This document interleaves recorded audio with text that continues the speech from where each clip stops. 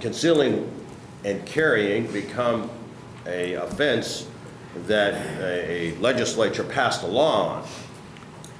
And I'm sure that that law was written probably not for my ancestors or yours. Those are probably the ones that didn't want to have guns. So, you know, there was a thought process that probably went into this originally. You know, but again, my purpose is simply to make it so that a person who has never done anything wrong and wishes to protect himself or her family, they can do that. And they can do it without fear of having an offense that go on their record and can mess up your life. The jobs that you can have and things that you can do are now all of a sudden changed just because you want to be able to protect your family. And that's some of my concern is, I'm kind of conflicted on this because on one hand, I think people should have the right to, you know, bear, but also with the police, it seems like I'll just say it, they don't want to allow black or brown individuals to possess a weapon, essentially. That's what it seems like to me. Maybe they won't ever outright say it, but that's what it seems like. Well, if that's your concern, then I think you should look really hard at the bill, because all it's saying is if you've done something wrong, you should be able to possess them. And there should be a law against it. And it shouldn't matter what color you are, where you live, or anything else. That is a right that's given in the Constitution, both in Nebraska and the U.S. So, I think... I agree. I was just asking that question because I think I remember from last year, Douglas County was excluded, and I just thought it was convenient that Douglas County was excluded because, you know, my district is in Douglas County, Senator Wayne's district is in Douglas County, Senator Vargas's district is in Douglas County. And the county that probably makes up a huge portion of the minority population in the state was excluded, and I can't confirm, I'll try to pull it up later, but I couldn't confirm or not whether an individual from the police department supported that bill. Well, that's probably my fault that they were excluded, and quite frankly, part of that was we didn't know how the Omaha or Lincoln Senators would vote on it. We thought, well, we know when we have 91 of 93 counties that want to be, sanctuary counties for the Second Amendment, we're pretty solid. We know where that is. Those two are the crazy Ivans that you never know what they're going to do. Well, add to that the fact that now I've got this parade of cops that are going to come here saying, oh my God, the ceiling's going to fall tomorrow if you do this. And I frankly didn't need the heartache. So I thought, you know what, we'll keep it simple. And so that's why they weren't included. And you're right, and the Attorney General is right to say, listen, you can't do that. You can't cherry pick which counties can and can't have the rights. It's either a right or it's not a right. And so Attorney General made the right decision. I made a bad decision. I'm trying to fix it now. All right, thank you. I don't see any other questions. Thanks for bringing the bill and your presentation. We are going to, at Senator Brewer's request, which is not uncommon, invite testimony from 5 individuals before we open it up. The first person is going to be Dr. John Lott. So Dr. Lott, if you would.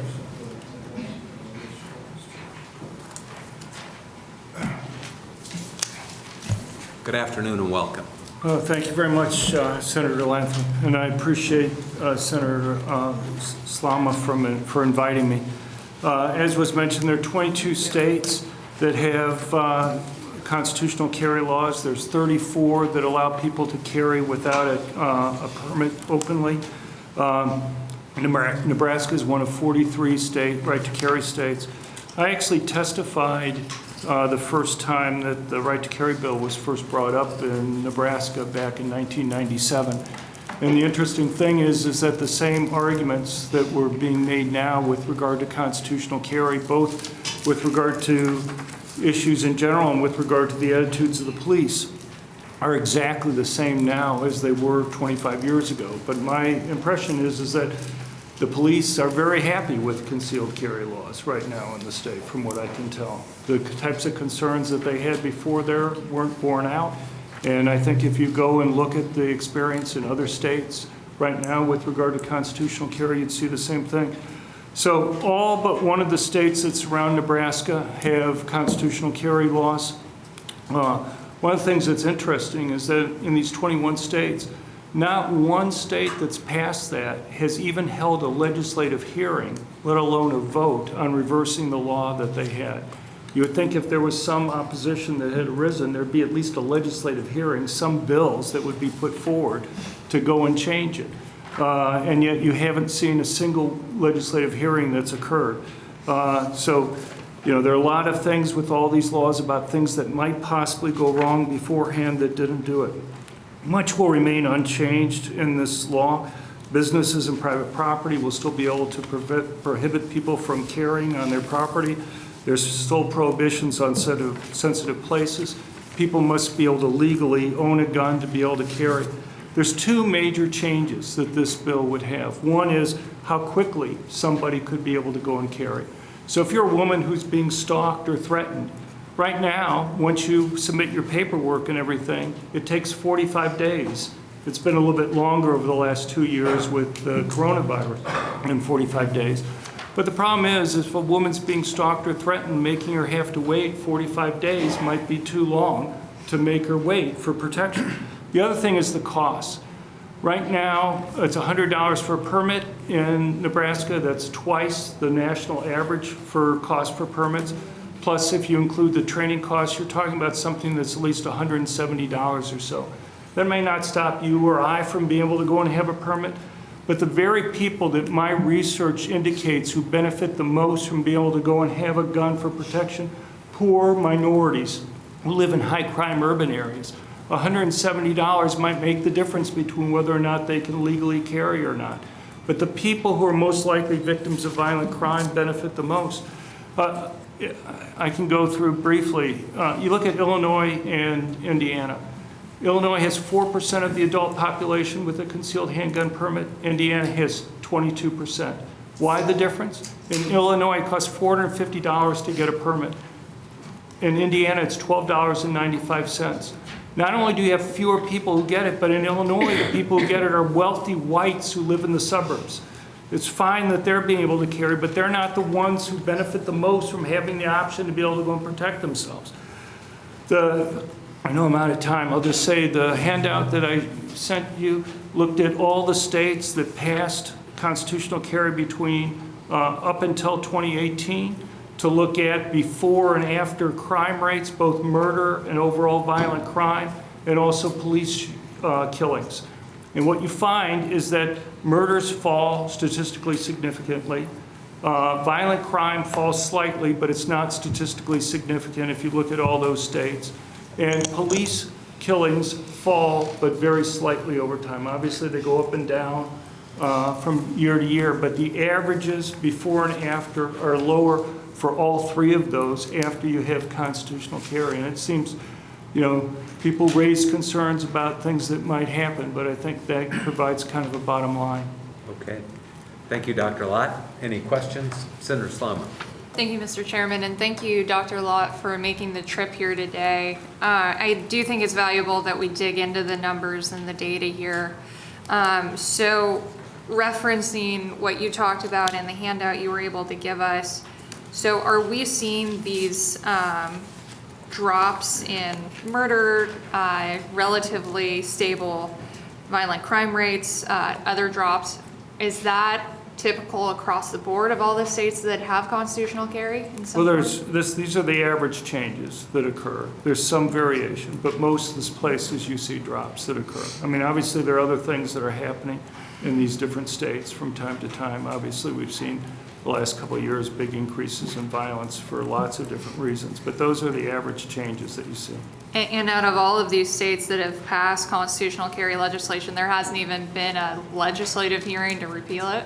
There has not been a single legislative hearing in any of the 21 states, Fantastic. let alone a vote on trying to do something. And the thing is, you've had parties change control. You know, Maine went from Republicans controlling the governorship and the state legislature to Democrats controlling everything. A number of other states, you've had changes in governors, you've had changes in state legislatures. You would think when it changed parties, you know, if there was something going on there, you would have seen at least a hearing on this, if there was really opposition. But as with so many of these laws, and as with Nebraska, when you pass the right to carry law to begin with, you can go back, read the debates that were occurring in the state, the types of fears that were occurring. As I said, I testified here in 1997. Look at the newspaper articles 6 months or a year after it passed. And basically the headlines in the newspaper saying, you know, those fears that we raised, they didn't really come true, and it became a non-issue. Now, the right to carry law that you have in Nebraska is a completely non-issue as far as I can tell. And you see the same change over time after states pass the constitutional carry. Thank you, Dr. Lott. Senator Moorfield. Thank you for coming, Dr. Lott. So I'm just looking at your data here a little bit, and I have a few questions. So the data that you handed out, you specifically say, I want to make sure I get the wording right, murder rates that you're looking at here. So is this murder rates involving a firearm, or is it murder rates? These are writ total large? murder rates. Because I guess the concern that I have with just total murder rates is which is what I thought, but I haven't been able to look up your research yet, is that if you look at the CDC for states that have passed constitutional carry murder rates, and I want to make sure I get the data right, there's a 5.1% increase in gun homicide rates annually compared with 1.2% annual increase for states without such laws, and that's just from the CDC. So, But what states did they look at? You know, I'm not going to go and argue that in every state it fell. But what I will say, it's all the states, just to answer your question, it's all the states that have constitutional carry are the states that the CDC research was looking at. well, I kind of doubt that. For one, because you have a number of states, you had 5 states that Well, passed it sir, last year. you can doubt it, but it's No, research but I'm that just I've saying- done. I mean, But I'm just saying they I'm not had, lying about it. I'm not saying you're lying, I'm just saying that they had to pick a time to cut it off. Okay. Because the data for 2021, when you had 5 states that adopted, isn't available yet. The data for 2020, for some of those states, you're only going to have it for part of the time. And so I'm just asking, what period of time Okay. did they look at? Because they couldn't look at all the 21 states. I'll have to look into the research a little bit more, but I appreciate you bringing that up. Senator Bright. Thank you, Chairman Lathrop. Thank you, Dr. Lott, for testifying today. In your research, have you done anything on the gun training component? So today in Nebraska, they have It's 8 hours. they have to take an 8-hour course to get a concealed carry permit. Anecdotally, talk to some of these trainers. The washout rate's about 20%. It's evenly divided between people that are gun owners and people that have never fired a weapon before. They take the course, they fire the weapon, they do not enjoy it, they don't want anything to do with it. Do other states have a training component with constitutional carry, or it's just, you can just buy a firearm and you're on your own to get your own training? Right. Well, we have right to carry states, a variation in training for those. And we have a lot of data there. So you have a number of large states like Pennsylvania and Indiana that have a right to carry permit, but no training that's there. In my book, More Guns, Less Crime from the University of Chicago Press, I look, and right now over half the states don't require training for people to be able to go and carry a gun. If you include the constitutional carry, plus there's like 8 right to carry states that don't require training. And then there's a range of training for the other ones, going from any place from 2 hours all the way up to 16 hours in a state like Illinois, for example. And what you can, there are 2 points to make. One is when states have moved from a pure licensing to constitutional carry, you'll actually see large increases. At least I have data for Idaho and Kansas in the number of people who get training. So even though it's no longer required for people to go and get training, when you eliminate the fees that they have to pay, more people want to carry. And these people are generally law-abiding citizens who know that they have a lot to risk if they go and do something wrong. And the data for both Idaho and Kansas indicated that you had, depending on the state, either a 22 or 25% increase in the rate that people were actually going and getting training. Now, one of the things that you do see when you move to the constitutional carry is that a lot of states have a lot of arbitrary things that are required in the training process. So like California, for example, has 2.5 hours on safe storage. of guns. And what will happen is that the trainers will often change the classes that they offer to people who just want to get training to make it something more useful for them than often what may have been arbitrarily put into the law on things that they had to do. But you definitely see an increase in people who are going to get training. The other thing is, in my research, if you look across the states, one of the things is to look at the relationship between training levels and revocation rates for permits. You know, people can be revoked for improperly using the gun, for example, or there are other things that they might do. And the issue has been, do you see differences in revocation rates or suspension rates based on the level of training that you have? In fact, you don't see any real differences across the states there. Okay. Thank you, Doctor. Sure. Can I ask a simple question? Can I ask a hard question or? Well, Could be hard and simple. This really is a simple one, though. When we talk about constitutional carry, the difference between that and the current system is you would not be required to get a permit, you would not go through the training, you wouldn't have to pay a fee. Right, Okay. All right. See, I told you it was simple. right. And you don't have to wait for 45 days. Okay. I don't see any other questions for you. Thanks, Dr. Lott. We No, appreciate thank you very your much. I testimony. appreciate your time.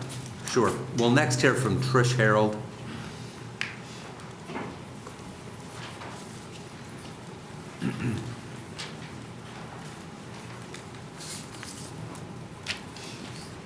Good afternoon and welcome. Good afternoon, thank you. My name is Patricia Harold, Patriciaharrold.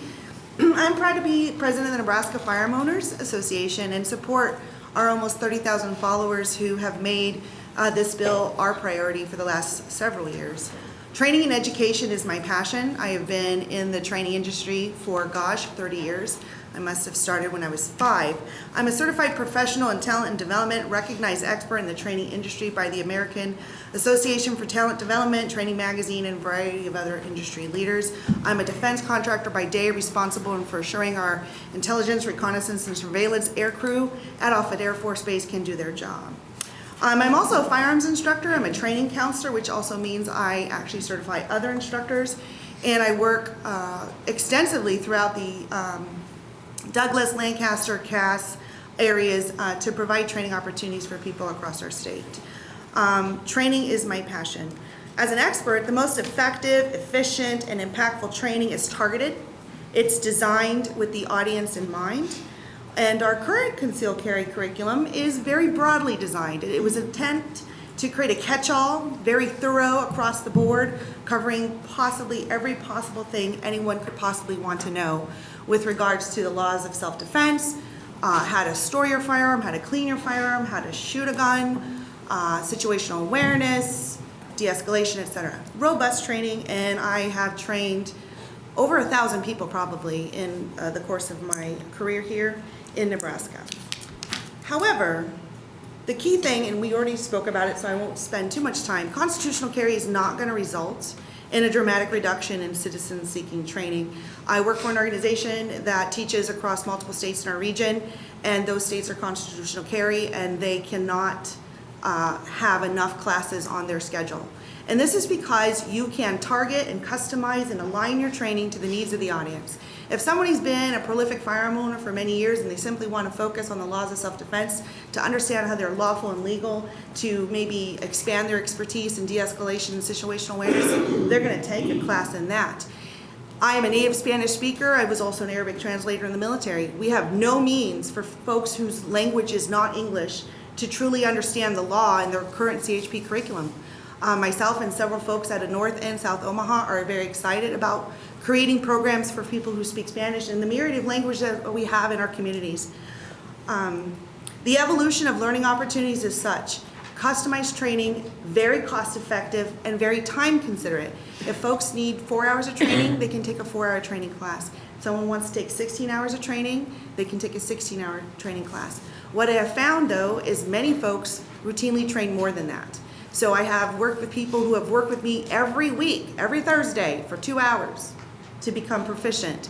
But the beautiful part is the majority of the skills related to firearms handling and safety can be done at home. The only part that you need to be at a range is to actually fire the gun. All the fundamentals, the before and after that shot is fired, can be practiced at home, and we're not going to lose any issues with regards to safety.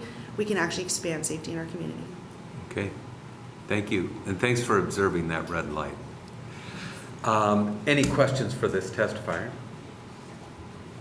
I see none. Thank you. You for being Have a here great day. today. Next testifier is going to be John Anderson.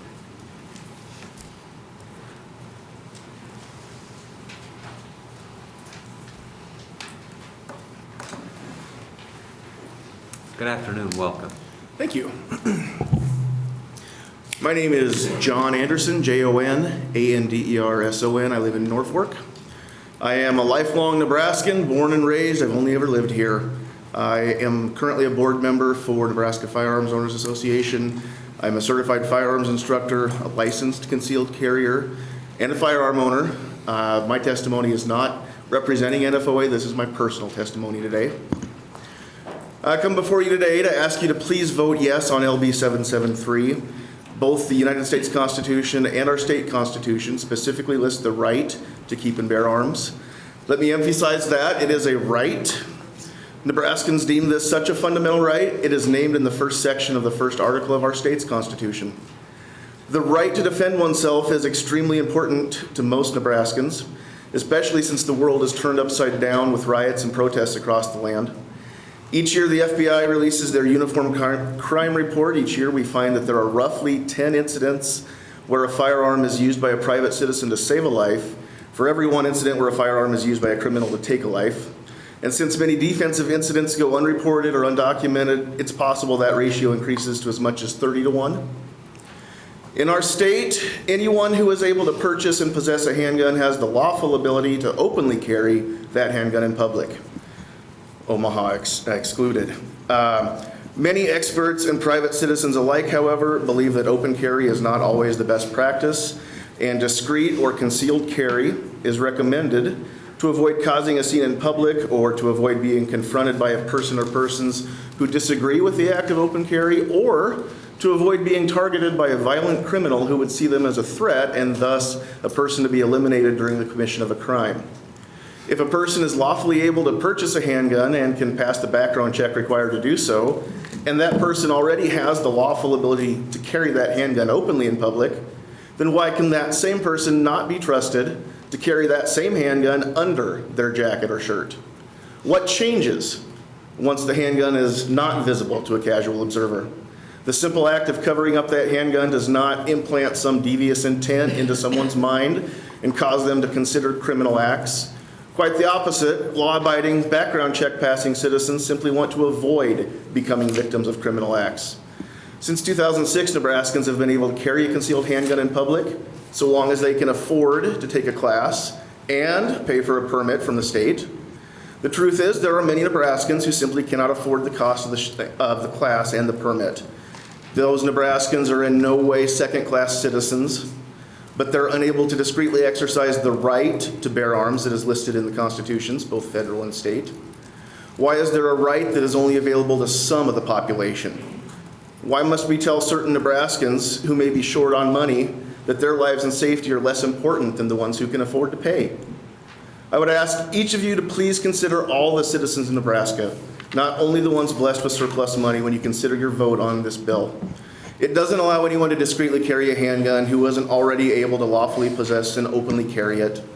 Please remove the requirement for a permit in order to safely and discreetly carry the handgun in public so that all Nebraskans can exercise their right to keep and bear arms. And please remember, if a right isn't available to everyone equally, it's not a right. Okay, thanks for your testimony. Let's see if there's any questions. There may be. Can I ask, I Yes. got a couple for you. You said that you're a firearms instructor. I just Do recently you became teach the certified. concealed carry course? I will. I'm in the process now of doing the paperwork to form an LLC, because this is a litigious society these days, so I've not yet gotten certified through the state to teach that class, but I will be submitting that here in the coming weeks. You've taken the class, though. I've taken the course to become an instructor. And I have taken the class, yes, to be If I want to get a CHP. If I want to get a permit currently and I need to take the class. Yes. What's my commitment in money and in time? Well, as has been mentioned, it's an 8-hour class. The going rate is roughly $100, sometimes less, sometimes a little more, depending on the instructor. That's instructor's discretion. Is the 8 hours statutorily required? I believe it is. Or that just takes that long to These get are things through? that I will be working on with the state. Okay. With the State Patrol to get certified to teach the class and have their blessing to do so. That doesn't count the $100 for the initial permit fee, the fingerprinting, background check, and all So that. walk me through the expense associated with getting the permit. So if I wanna do this, I know Sure. there's a time lag versus just going out to Cabela's and picking up a handgun. But Well, that's part of the expense. You have to be able to obtain the handgun. Okay. The CHP class isn't designed to teach you how to shoot. It's just to verify you already know how to safely. who am I writing checks to and for how much? You're to writing get a through check this to an process? instructor for a class, roughly $100, say average. Okay, You're paying $100 to State Patrol for the permit itself, okay. so roughly $200 there. So 100 for the instruction and 100 for the permit. Right. Okay. Does that cover the expense?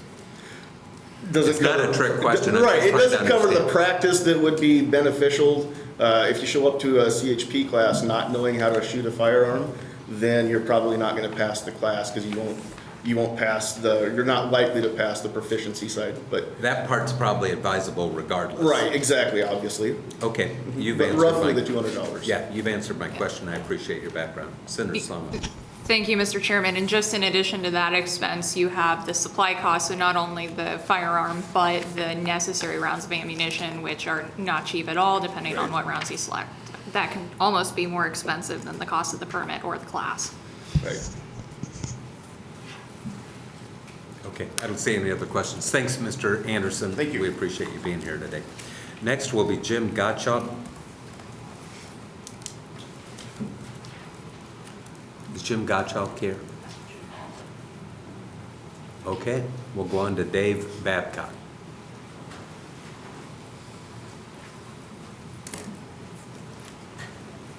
Good afternoon, welcome. Good afternoon.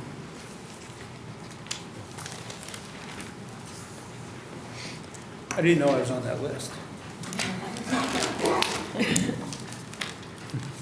Well, we're glad you're here. Thank you. Good afternoon. My name is David Babcock, D-A-V-I-D, B-A-B-C-O-C-K. Thank you, Chairperson Lathrop and members of the committee for the opportunity to testify. I am an attorney and I have recently retired after 33 years working for the state of Nebraska. I also served as a deputy and chief deputy county attorney in Adams County in the 1980s.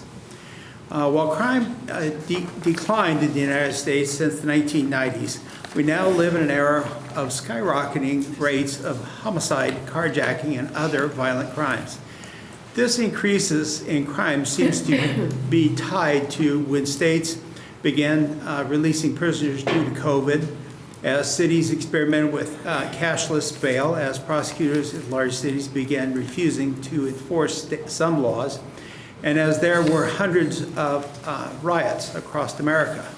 The Midwest has not been immune to this surge. Chicago had 797 murders in 2021. Now that would include other than just firearm murders, blunt instrument, and so forth. The highest number, this is the highest number in 25 years. St. Louis set a new all-time record high in 2021 with 196 murders. And Minneapolis-St. Paul set the highest number of murders in 28 years during 2021. The news is filled with horrific acts of senseless violence aimed almost on a daily basis. Arrest, prosecution, and incarceration of criminals are important for the protection of society, but they do nothing to protect the individual during a violent attack.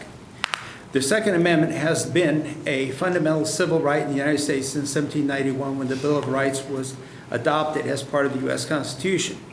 It protects the right to keep and bear arms. LB773 serves to strengthen this civil right and protected by the Second Amendment by enabling persons who are not protected prohibited from possessing firearms to carry concealed handguns so as to protect themselves and their loved ones.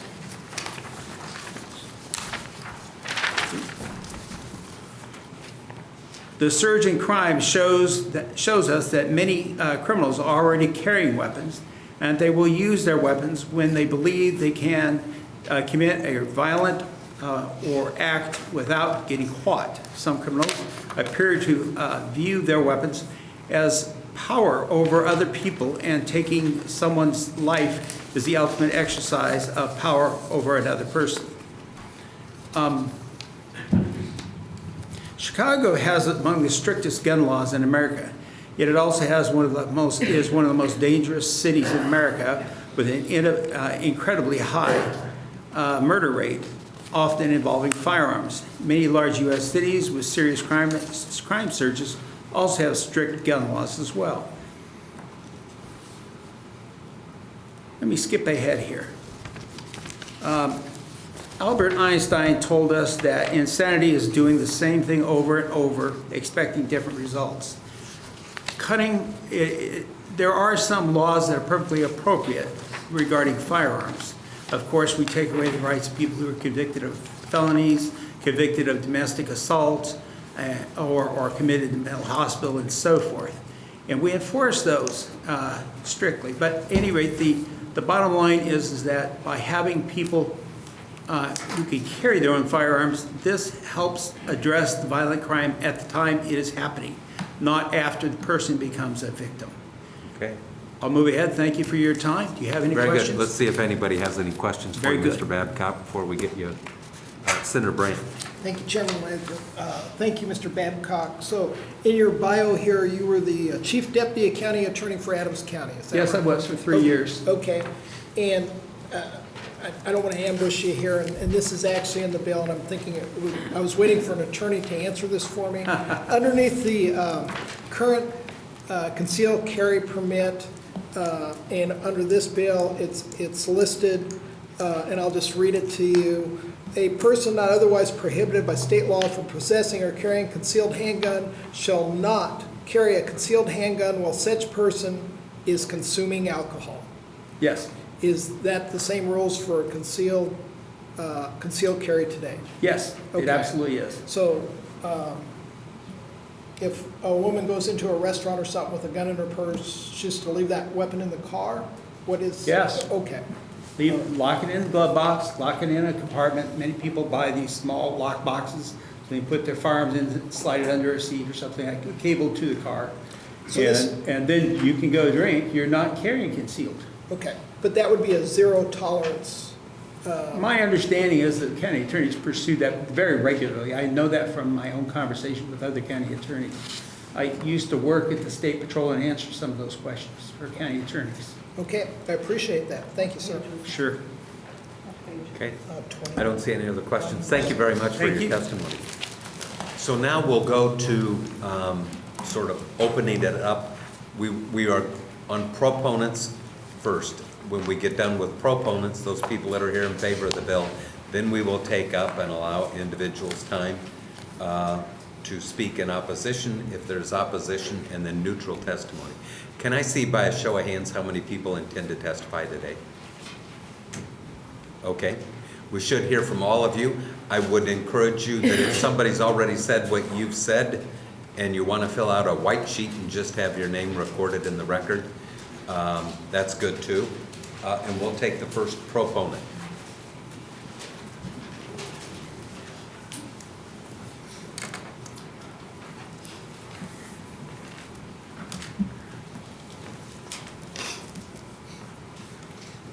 Good afternoon and welcome.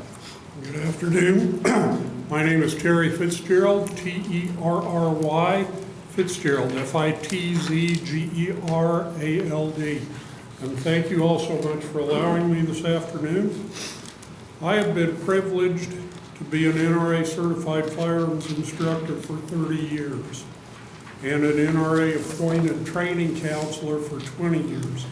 I teach basic firearms courses in 10 different disciplines, as well as train and certify NRA instructors in those same disciplines. I also conduct the Nebraska Concealed Handgun Permit course and non-resident concealed handgun courses for several states. As you may guess, I am a firm believer in basic and advanced firearms training. I have trained people from almost all counties in Nebraska and stressed the need for additional training to all of them. With that said, I feel it's my job to provide the best training I'm capable of to those who seek it. It is not, however, for me to deprive any law-abiding Nebraska citizens of the right to have, carry, and use, if necessary, the most effective means of protecting themselves and their loved ones, based on whether or not they've taken a course from me or another certified instructor. Sometimes that most effective means is a personally carried firearm. I urge you to vote yes on LB773. Thank you for your time. Thank you, Mr. Fitzgerald. Any questions for this testifier? I see none. Thank you for your testimony. We appreciate you being here today. Thank you.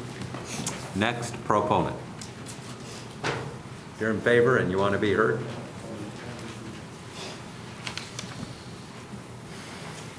Good afternoon. Good afternoon. All right. My name is Mitchell Mckenzie, MITCHELL-MCKENZIE. I am in favor of constitutional carry. I believe that requiring a permit system to conceal carry constitutes a violation of the 14th Amendment right, both in the Equal Protection Clause and the Due Process Clause. Spoken earlier about the Equal Protection Clause, where you disaffect lower income citizens, and in many cities across the country, the majority of crime is committed in these lower income areas, but it's only by a few individuals in that area. It is not the majority of those people. So for the majority of the people that are law-abiding in that area, if they're forced to pay large fees to be able to have their right to carry, then you're basically disaffecting them in their God-given right to bear arms for their own protection. And as it was stated earlier, they're probably a part of the population that is the most affected or the most in most need of this right. I also believe that it goes against the Due Process Clause in that if I'm required to go through a background check to exercise my constitutional right to bear arms, it essentially is causing me to have to defend myself, assuming me guilty of a crime that not only am I not being, not that I didn't commit, but I'm not even being accused of. And now I'm having to sit here and prove my innocence through a background check to exercise a constitutional right. I also, I've heard a lot of the concerns with law enforcement and citizens in general, and I'm not unsympathetic to those. But the people that are going to get firearms, they already have them. And I promise you they're concealing them, because if they don't, they're going to get caught, and if they get caught, they're going to prison, and they know that. People that want to obtain a firearm to go commit a crime, they're already committed to committing the crime. They're not going to care about extra laws in the way. I've looked over the bill. I have not seen anything that changes any rules on who's allowed to have a firearm, who is allowed to buy one, who is allowed to, it just changes whether or not you have to pay money and go through a course to actually carry. I'm not opposed to training. I think everybody should have training. I disagree with mandating it though, because there are places in this country where they use that to try to price people out or just deter people from exercising their constitutional right. Okay. Let's see if there's any questions. I see none. Thanks for being here. This is your first time you ever testified? Yes, sir. Yeah. Thank you for being here. Next proponent.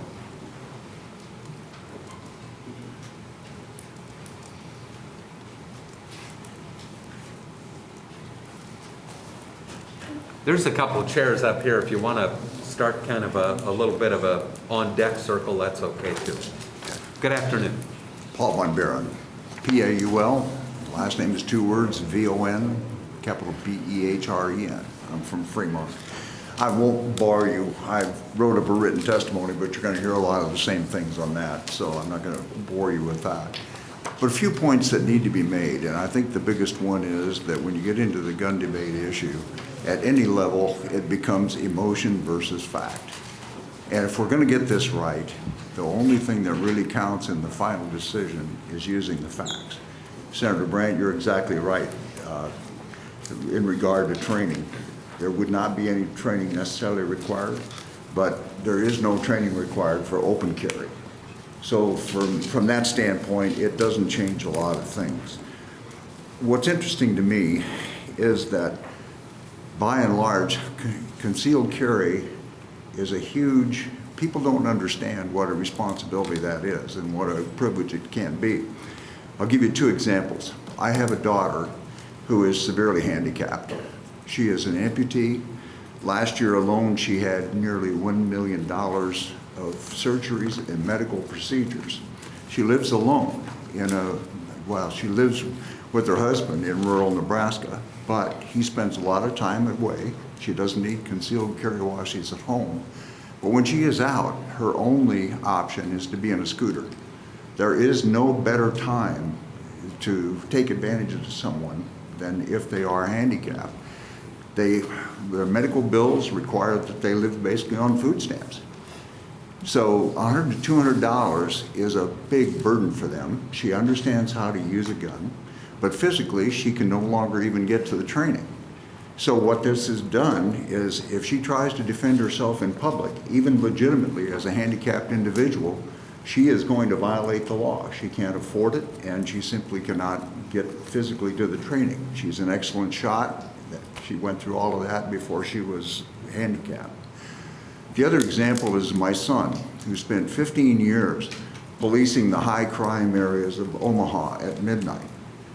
And when you talk about concealed carry laws give you one advantage when you're policing in a high crime area.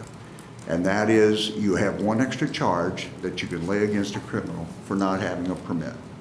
Other than that, if someone is intent on committing a crime, there is nothing. There's no deterrent. They're going to get the weapon. They're going to commit the crime.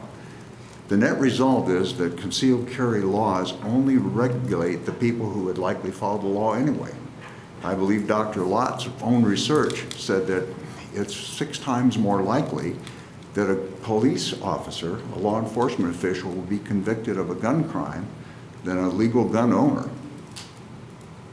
And that in itself makes it an interesting debate, because at the end of this whole thing, it is emotion versus actual statistics.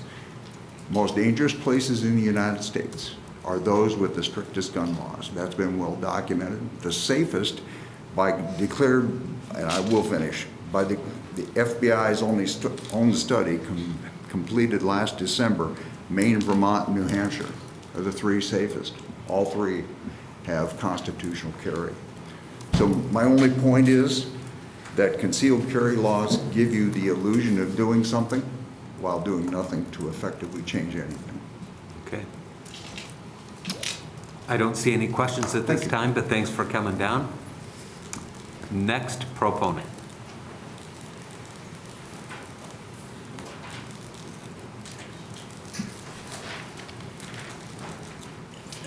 Good afternoon. Afternoon. I'd like to thank the committee members for the privilege of testifying here. My name is Mark Hamill, M-A-R-K-H-A-M-I-L-L, from Omaha. Now, the issue of firearm ownership and concealed carry by civilians is a topic which generates tremendous emotional response. I am a trauma surgeon in a large city in Nebraska. I'm also a firearms violence researcher, a former police officer, former EMT, former paramedic. For about 35 years, I've been dealing with violence, violent crime, and injuries for in some method or in some aspect.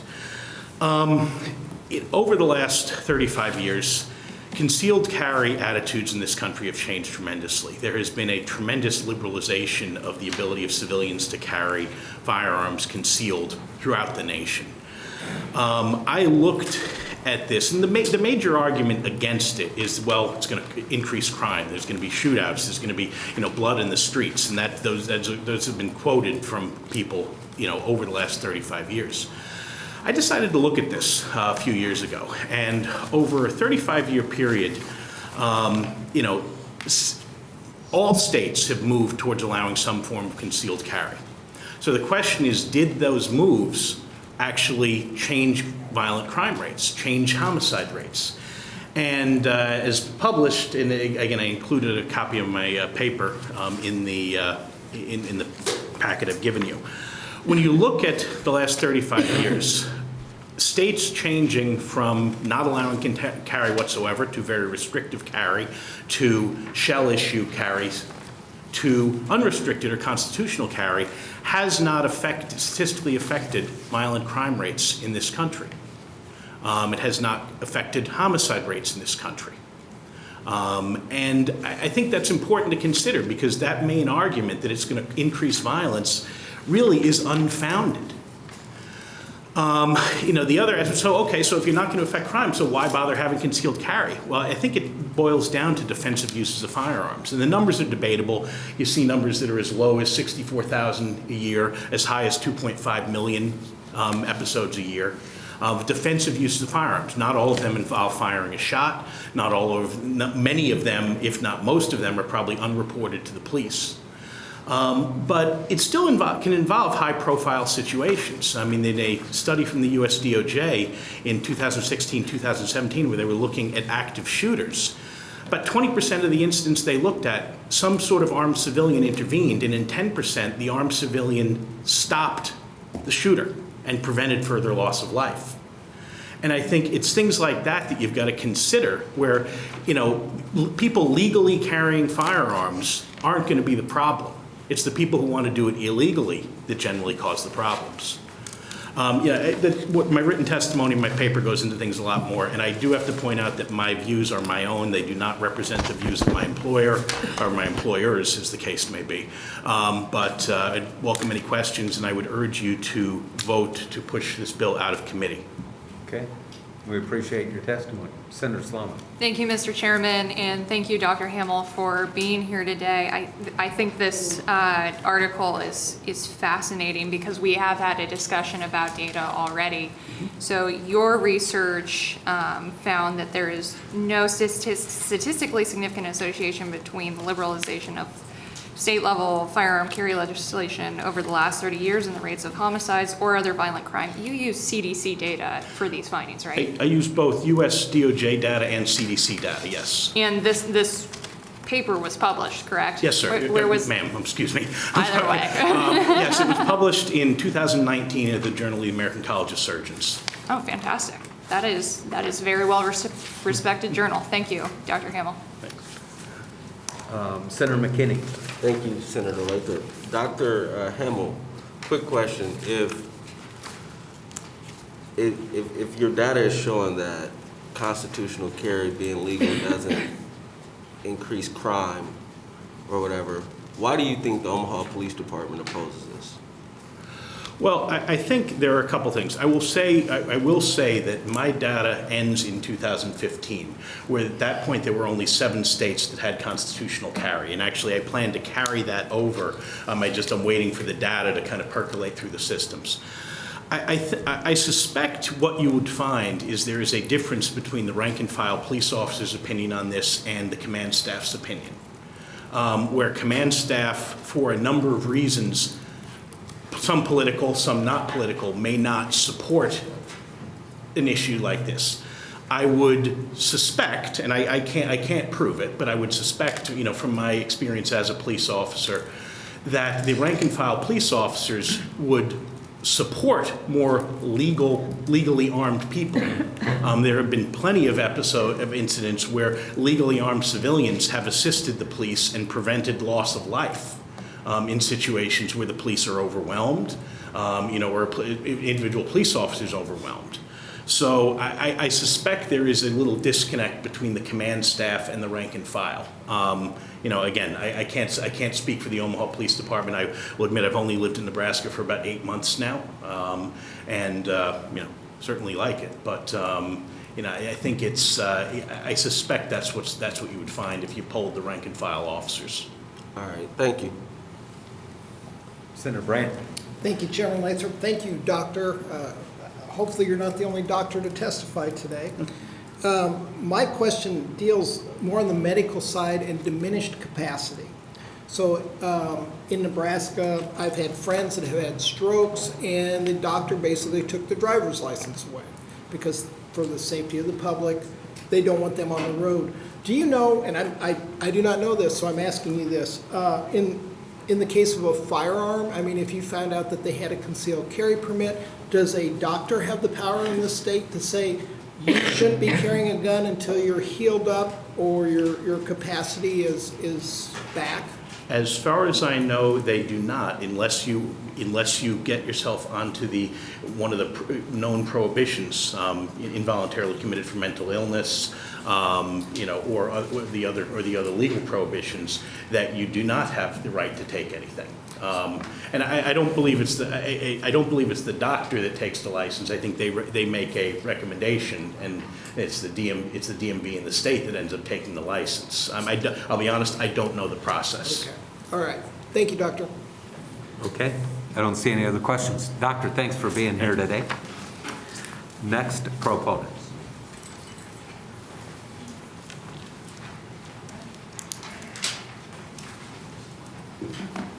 Good afternoon. Good afternoon, welcome. My name is Allie French, ALLIEFRENCH. I'm here today to submit Nebraskans Against Government Overreach and our 5,000 plus members' support for LB773.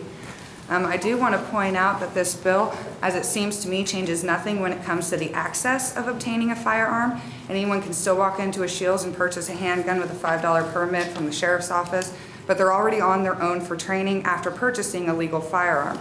This process doesn't go away with LB773. It still will be done where the purchase is made or prior to the purchase by obtaining a handgun purchaser's permit. I am also here today as a barely 100-pound poor female resident of Douglas County. It has been made clear my county and city will not be stepping up to ensure I have the right to this protection. In fact, I cannot even open carry in my county for protection. I have taken my training class. I have passed the test to obtain a CHP, which is exactly why I need LB773, because I am a targeted class, and despite going through the proper training and handling of a firearm, I and my family cannot afford concealed handgun permits. So we are left with zero protection in the public spaces of Omaha. For this reason, I ask for your support for LB773. Thank you. Okay. Thank you for being here. I don't see any questions today. Next proponent. Well, these are staff petitions from members.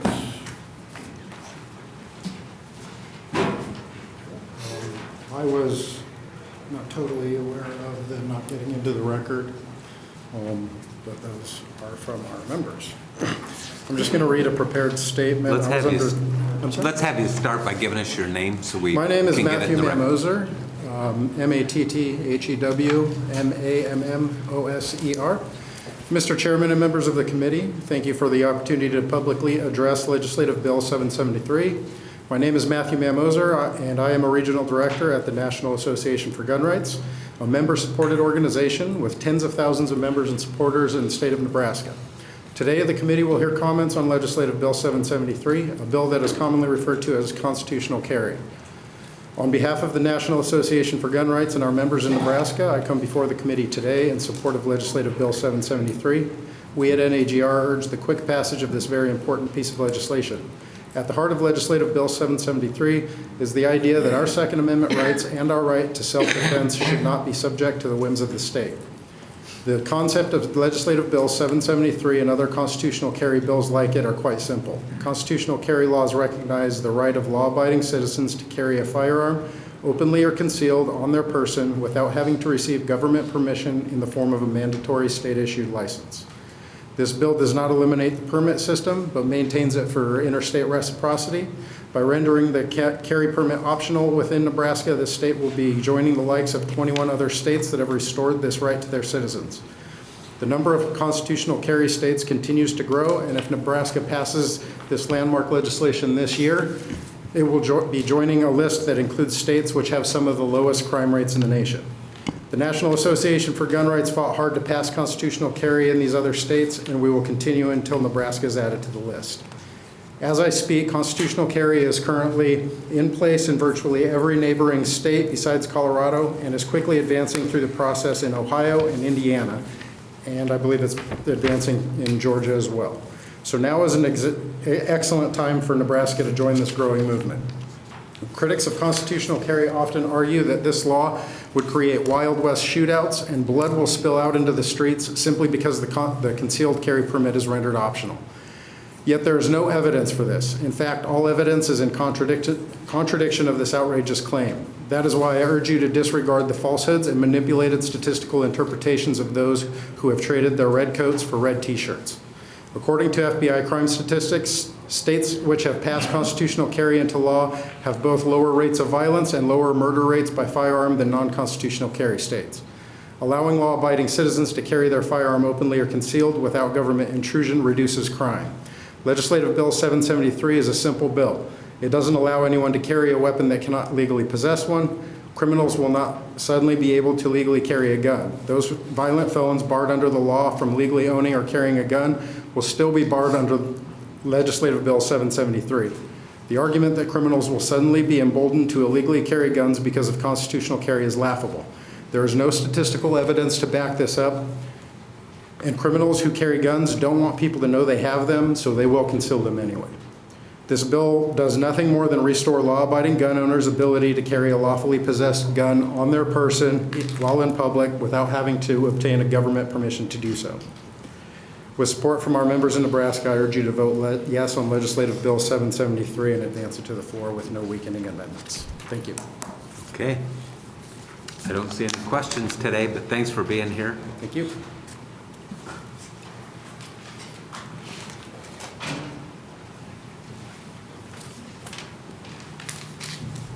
Good afternoon. Good afternoon. My name is Diego Castro, C-A-S-T-R-O, and thank you so much for allowing me to speak. I'm just a citizen. I don't have any expertise whatsoever. But you all take your citizenship for granted. I do not. I was born in Latin America. I grew up in Latin America. I lived through civil war, dictatorship. I know what it is like. I can feel it. I can still taste it, smell it, and see it in my head every day, what it is like to be defenseless before your neighbors, criminals, and before the state. One of the proudest moments in my life was becoming a U.S. citizen. I came here as a young man in the 1970s. In the 80s, I was finally able to become a U.S. citizen and be a part of these inalienable rights that you guys take for granted. I never knew these until I became a citizen of this country, and one of them is the Second Amendment, is the right to defend myself and to not live in fear.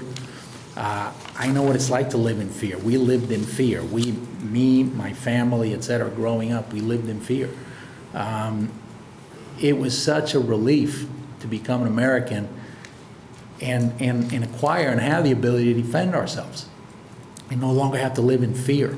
So I am a fairly new citizen of Nebraska. We moved here with my wife and my son about 6 months ago. I retired recently, travel a lot. We moved here from Texas. Since I'm retired, I travel a lot between Texas, Nebraska, and then I've got family up in Montana. Every state I go through, whether I'm going up or going down, has constitutional carry. I'm a full citizen with full rights, right? I drive into Nebraska, I lose that. And all of a sudden, depending on how I'm carrying the means that I have to protect myself and my family, I may become a criminal. Now, I came here with nothing, and now I retired in my late 50s. I did pretty well for myself. I've always paid taxes. I've always been a law-abiding person. And all of a sudden, I could become a criminal just by chance because of this law, right? That's not there, because my rights are not full rights, because I'm not a full citizen in Nebraska like I was in Texas, or like I am, you know, when I'm driving through Wyoming and so on. So I would urge you to pass this and give us our inalienable, full unalienable rights as they are. And it's something that, you know, again, you take for granted. That's a luxury. I don't. I really appreciate that. As I appreciate the ability to speak in front of you here, this is unbelievable to me, right? That we can do this in America. So let's go all the way. All right? All right. Thank you very much. Hang on, let's see if anybody's sir. got any question for you. I don't see any. Thanks for being here. Thank you. Next proponent. Good afternoon. Afternoon. My name is William Alt. I live in Nebraska City, District 2. Can you spell that for us, please, sir? Billaultz. I am a current concealed weapon permit owner. I have been for over 10 years, multiple states also. On Monday, I sent out an email to all the legislators asking them a general question, and it's in that. On Tuesday, I made on my own time to try and call every one of them. If I did not reach you, I left a voicemail and so forth. So I'll make it quick. Again, my name is William Altz. I'm a Navy combat veteran of the Gulf War, father of 2 daughters, 26, with 2 of my grandsons, and the other one is 24 years old, just married. Both born in USA and Nebraska. By those reasons and by the grace of God and our Constitution, age regulations, they should be allowed to be able to own a firearm, to fight government tyranny, and defend themselves and my grandsons if the need be, but not. They and everyone here have to fill out an application, pay a fee, and wait for permission. Can anyone here show me where it says that in the Constitution? Speaking of that, Mr. McCollister, when I asked him that email, asked that question, replied, I saw nothing mention of handguns in the Constitution, take care. He may or may not have done that, but his staff did. Ladies and gentlemen, that is a perfect example of government tyranny. He does not care what the Constitution is, says, and means. That is why you should vote on LB773 out of committee and send it to the governor to sign. Thank you for letting me speak today. Very good. Thanks for being here. Thank you. Appreciate hearing from you. Next proponent.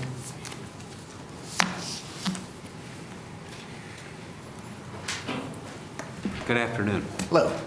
My name is Byron, B-Y-R-O-N, Millison, M-I-L-L-I-S-O-N. I'm going to be brief. I won't bore you with a bunch of facts. There'll be plenty of other people that have those. It's more personal that I wanted to bring. There are plenty of people who won't go through the process, either because they don't want to pay the fee, they don't think they should have to, or they just don't want to go through the whole hassle, getting fingerprinted, photographed. And then there are people who just can't go through the process. They can't afford it, they can't make it. I had a good friend die this last year that he was mostly wheelchair bound, and he wanted to have a firearm to protect himself. He was able to have one within the home, but the problem is there's no way for him to carry that outside to conceal it. And even if he could, he would have had to go through the whole process of getting the concealed carry license to do it. He would have had to spend the extra money, which he didn't have a lot of because he went through regular dialysis treatments, went through regular, as I found out actually only after he died, regular cancer treatments. And in situations like that, those people should not be forced to be second-class citizens where they cannot exercise their God-given right. That's all I have to say. Good. Very good. Thanks for being here.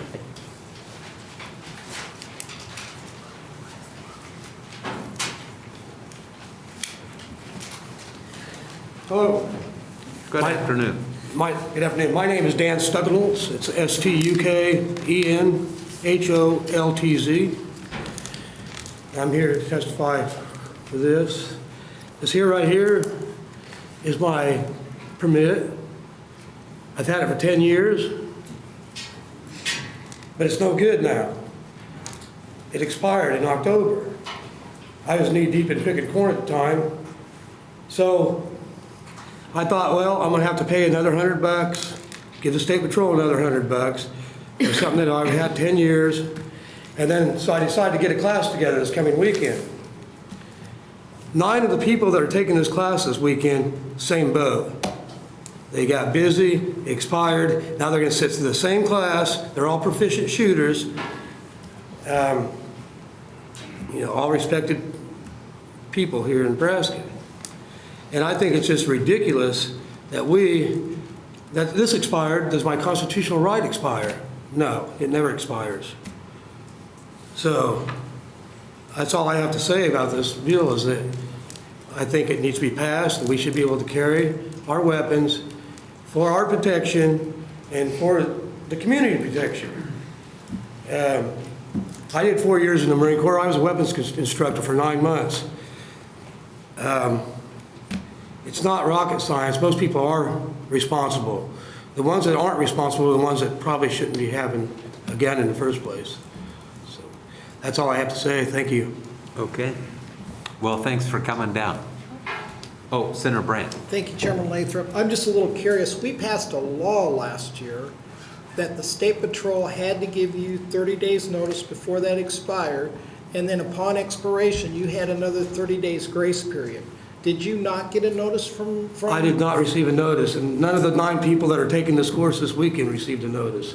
Because one of them brought up to me, I wish the state of Nebraska would do like they do a driver's license, give you 90 days up front notice that your license is going to expire. So actually, I was driving around for 2 months as a felon, because I didn't even look at this till one day I was cleaning my wallet out, and I thought, oh man, I have been driving around with a concealed weapon in my console. If I would have been stopped by any law enforcement, automatic felony. And I'd probably win in court, but it cost me a bunch of money. And this is why I'm testifying today. Sure. Senator Slum has got a question. Just to clarify on Senator Brandt's question, I believe the effective date for that bill was the start of this year, so it wouldn't have been covered. All right. We did, Senator Brewer passed a bill last year to give a grace period after it expires so that you don't have to take a class, and also that you be notified, but I think it's 30 or 60 days out that your permit's about to expire. As Senator Slama noted, it wasn't in effect when the time went off on your permit, so. Okay, well, I appreciate it for listening to me today. Yeah, sure. Okay.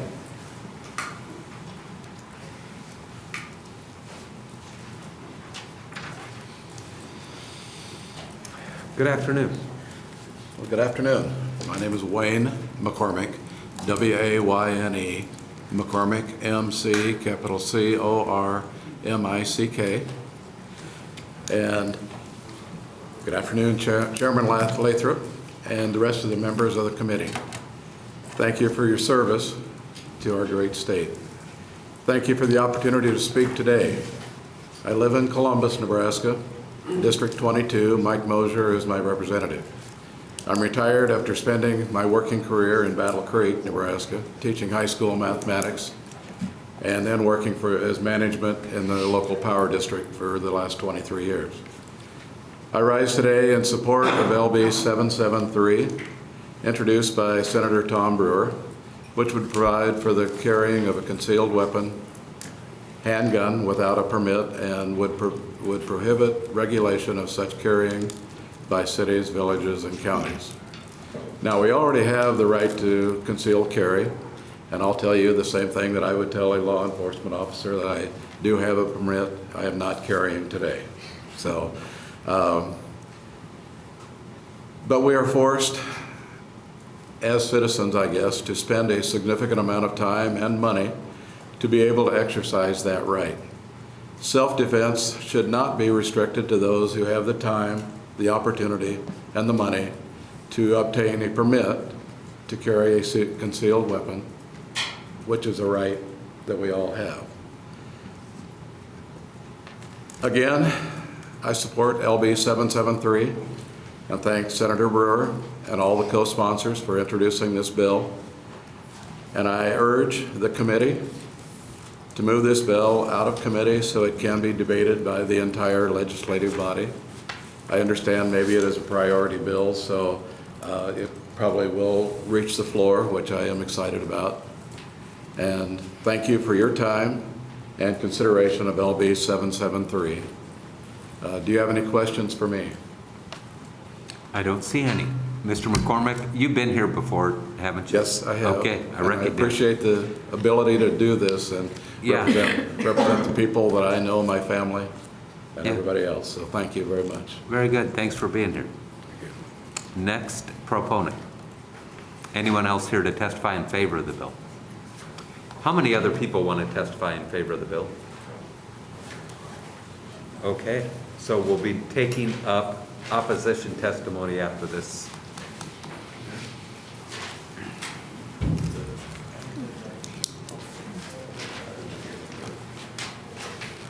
All right, welcome. Senator Lathrop, how are you? Good afternoon. Randy Bendorf, B-E-N-D-O-R-F. I wanted to thank the senators and legislative body for their time and consideration today. But I just threw in here as a last minute note. The Bill of Rights was attached to the Constitution in 1790 when the Constitution was ratified. That's when constitutional carry was implemented. Vermont is the original state that has always had this. So this isn't something new. And it sounds like a lot of people think this is new coming to order, but it's not. This has been there since 1790. I'll give you a little background resume on myself because it is a very unique perspective. I think I can fill in a lot of the pieces that are missing. I'm 62 now. I started in self-defense at age 10. 2 years later, I was instructing at age 12. And then at age 19, I went to work for an international security company as an armed guard, guarding VIPs and DBs, and did a lot of traveling. We did air travel for high-value packages, etc. I also became a certified firearms instructor, and I taught at this Security National as well. And I had to sit down with my wife and just kind of think over all these years, 45 plus years doing this. I've had the unique opportunity to teach over 2,000 people in self-defense and firearms instruction. And even as a range officer for 7 years, what was unique is learning of all the people that first get a firearm, so they're new to firearms. And these are people that would never have put their hand on a firearm, but for violent crimes against themselves, family members, loved ones, they felt that they needed that leverage to equal a violent criminal. So talking to those individuals gave me just a unique perspective. It's not data that I'm getting from the CDC or the FBI or the government. This is personal data that I've collected over 45 plus years.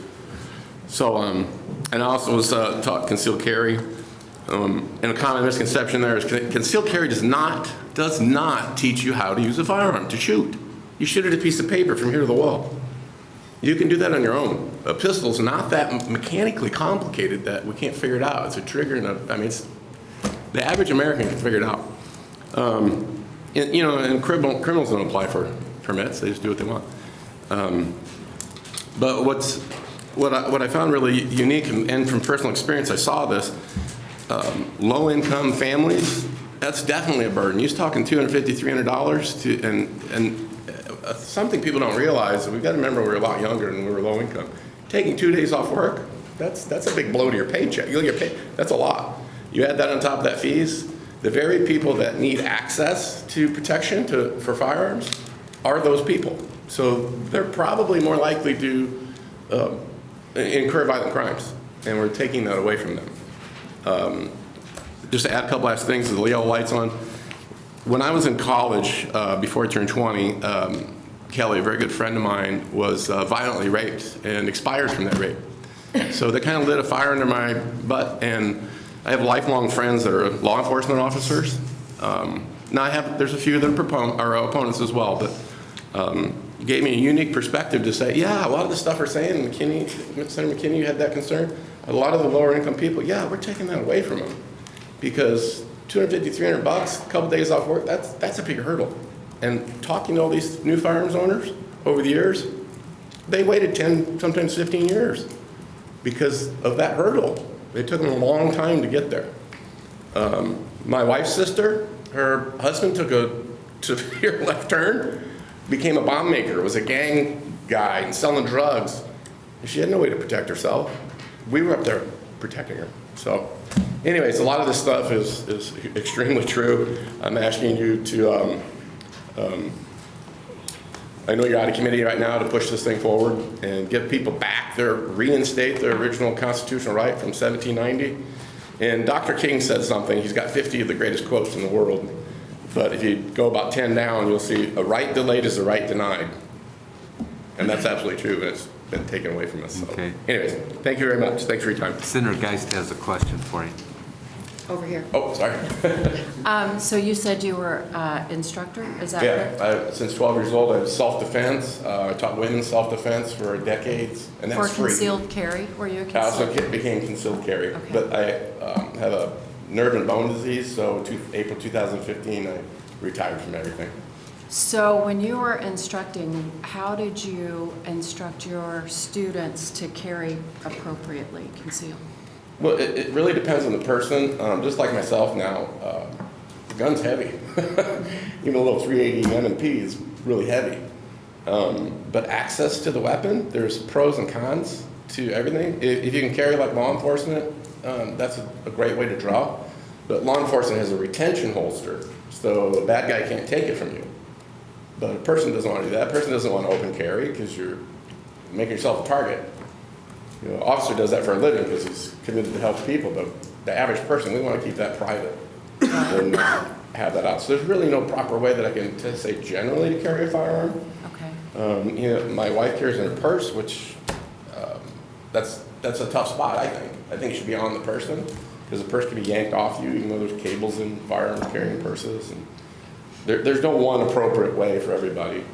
And I want to throw this in there too, because for appropriate carry, it's amazing how many people, when they have access to self-defense and the firearms, especially low income, because we're talking, that's the working class, you know? They seek out the training. When I was young and didn't have much money, I got my hands on everything I could for training. Asked my friends that were law enforcement officers since high school, hey, what do you think of this? What do you think of that? What do you think of this? So you think that people, if given the opportunity to constitutional carry, that they're going to have more training than they would Absolutely. if not given that opportunity? Hands down, that's my experience. Once they get a little taste of it and what's available, wow, this opens the doors up to training. And I wish we had more training for. Have you ever sat at a boat ramp and watched boaters put their boat? I mean, it's a disaster. So yeah, I think training. That's the best thing on the planet. But just to be clear, when concealed carry, you're shooting at a piece of paper. Piece of paper doesn't shoot back. It doesn't move. It's pretty easy. If you've never handled a firearm, I can show you 60 seconds, and you can do that no problem. I've handled a firearm. Yeah, so it's like, yeah, I don't know personally. So. Any other questions? I don't see any. All right. Thanks for being here. Oh, thank you, Senator. Just to be clear, is there anyone else? You're fine, thank you. Anyone else here that wants to speak in favor of the bill? Seeing none, we will now take opposition testimony.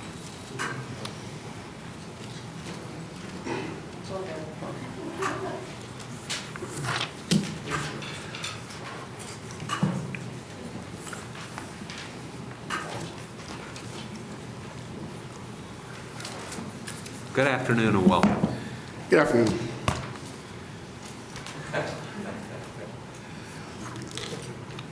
Yeah, go ahead. All right. Good afternoon, Chairman Lathrop and members of the Judiciary Committee. My name is Anthony Connor, ANTHONY, I'm president of the Omaha Police Officers Association. Let me state clearly that the OPOA and the men and women of law enforcement whom we represent strongly support the Second Amendment and legal gun ownership. Our support for law-abiding citizens that want to legally own and carry a firearm is absolute. I would add that legal gun owners are among this country's strongest and most vocal supporters of law enforcement, and we thank them for that. Additionally, opioid leadership is grateful to Senator Brewer for his unflinching support of law enforcement. We recognize and appreciate his intentions with this legislation. While we understand the principles upon which this bill was drafted, and we support much of the language included in here, we must appear here today in opposition to this bill due to what we believe are perhaps unintended but severe consequences of passing this bill in its current form. Opioid leadership has previously made Senator Brewer aware of these concerns, and we are working with him in good faith to solve some of the very problematic provisions to law enforcement. Specifically, Omaha Police Department officers have seized hundreds of illegal firearms from the city's most dangerous gang members in recent years. These illegal gun seizures have led to fewer shootings in Omaha and fewer homicides. In fact, as communities around the country have experienced a dramatic increase in the homicide rates this past year, Omaha was one of the few major cities to experience a decrease in homicides. Again, this is directly related to our ability to get illegal guns off the street and out of the hands of criminals and irresponsible gun possessors. At this time, and with this current language, we believe this bill provides multiple unintended loopholes for criminals, known gang members, irresponsible gun possessors, and other prohibited persons to avoid prosecution. This bill will hinder our officers' ability to remove firearms from dangerous situations and individuals. I have no doubt that Senator Brewer and his colleagues will support this bill, will do all they can to promote the constitutional carry gun rights of law-abiding citizens while upholding the obligation of law enforcement to keep people safe. We must oppose this bill as it's currently written today, but I thank Senator Brewer for his sincere interest in our concerns, his stated dedication to finding common ground, and I'm hopeful that we can do just that. I also handed out a letter written by Jason Wesch on behalf of our counterparts in the Lincoln Police Union who couldn't be here today in person in opposition of this bill for many of the reasons I stated as well for their thoughts. Is there any questions for me? Obviously, I'm here to. Okay, any, Senator Geis. Thank you. Senator, how you doing? Hi there. I appreciate your testimony. And ever since I read this bill, I've been wondering what in other states that have constitutional carry, can you tell me about how that intersects with police officers? What you've seen, what your counterparts have seen? I spoke directly with the president of the police in Kansas City, Missouri. I think they were FOP. His name is Brad Lemons. And we do our what's called site visits where we visit our comparable cities, and Kansas City is one of our comparable cities by contract. So when we visited with him, Missouri had just passed their constitutional carry law. This was right around about 4 years ago. And during my conversation with him, he says, now their bills are different than what this bill is, and I will acknowledge that. But he said the problems they had with their bill was they were never at the table to discuss things with the legislators when these bills were passed. And it just basically created such a problem where they were not able to seize guns off of people that they knew were up to no good, with, violent criminals. Okay, so it limited them from being able to perform their regular duties? The regular duties. You can also look back at the numbers in the homicides in Kansas City, Missouri. At the time, there were over 100. Now, I believe last year there were over 200 homicides. So they doubled their homicides in the last few years since this bill passed there. Okay. And not this, once again, not the same exact bill, but their constitutional carry bill. May I ask just one follow-up? Certainly. To that? So what would you suggest as a meeting point? Senator, we've sat down with Senator Brewer, and once again, I really appreciate the fact that he brought us to the table to have a conversation with him. And there's a lot of issues that I don't really have all the details to explain today because we're just kind of a little bit early, and as we still are trying to find that common ground so we can hopefully be either neutral or a proponent of this bill. Okay. So we're still working at this point. Okay, thank you. Senator Mckenzie. Thank you, Senator Lathrop, and thank you, Mr. Connor. My first question, last year, a member of the OPOA spoke out as a proponent for Senator Brewer's bill, which excluded Douglas and Lancaster County. Why was that? One of the issues and one of the reasons we would like to have some sort of exclusion for Omaha and Douglas County, as you all know, Lincoln and Omaha are the two biggest cities. high population. Omaha metro area is 1 million people. It's a big difference, no offense to anyone in western Nebraska, but it's a big difference from carrying a gun in the middle of Omaha, Nebraska and Cherry County or wherever.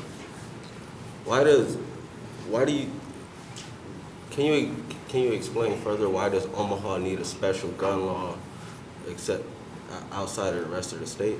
Well, obviously, if anyone that's paying attention to the news, we have more homicides. They're all in Omaha, in the entire state, with the vast majority are in Omaha. So, I mean, that's obviously an issue in a lot of those shootings. Is it your belief urban areas are more inherently violent than the rest of the state? It's my belief that when you have a population density like a metro area like Omaha, Lincoln, or any other major city, you're certainly going to have more violence because there's more people compacted in a smaller area. And it was mentioned earlier, I believe, that you guys would like to be able to possibly search individuals that may have bulges when patrolling. Why is that?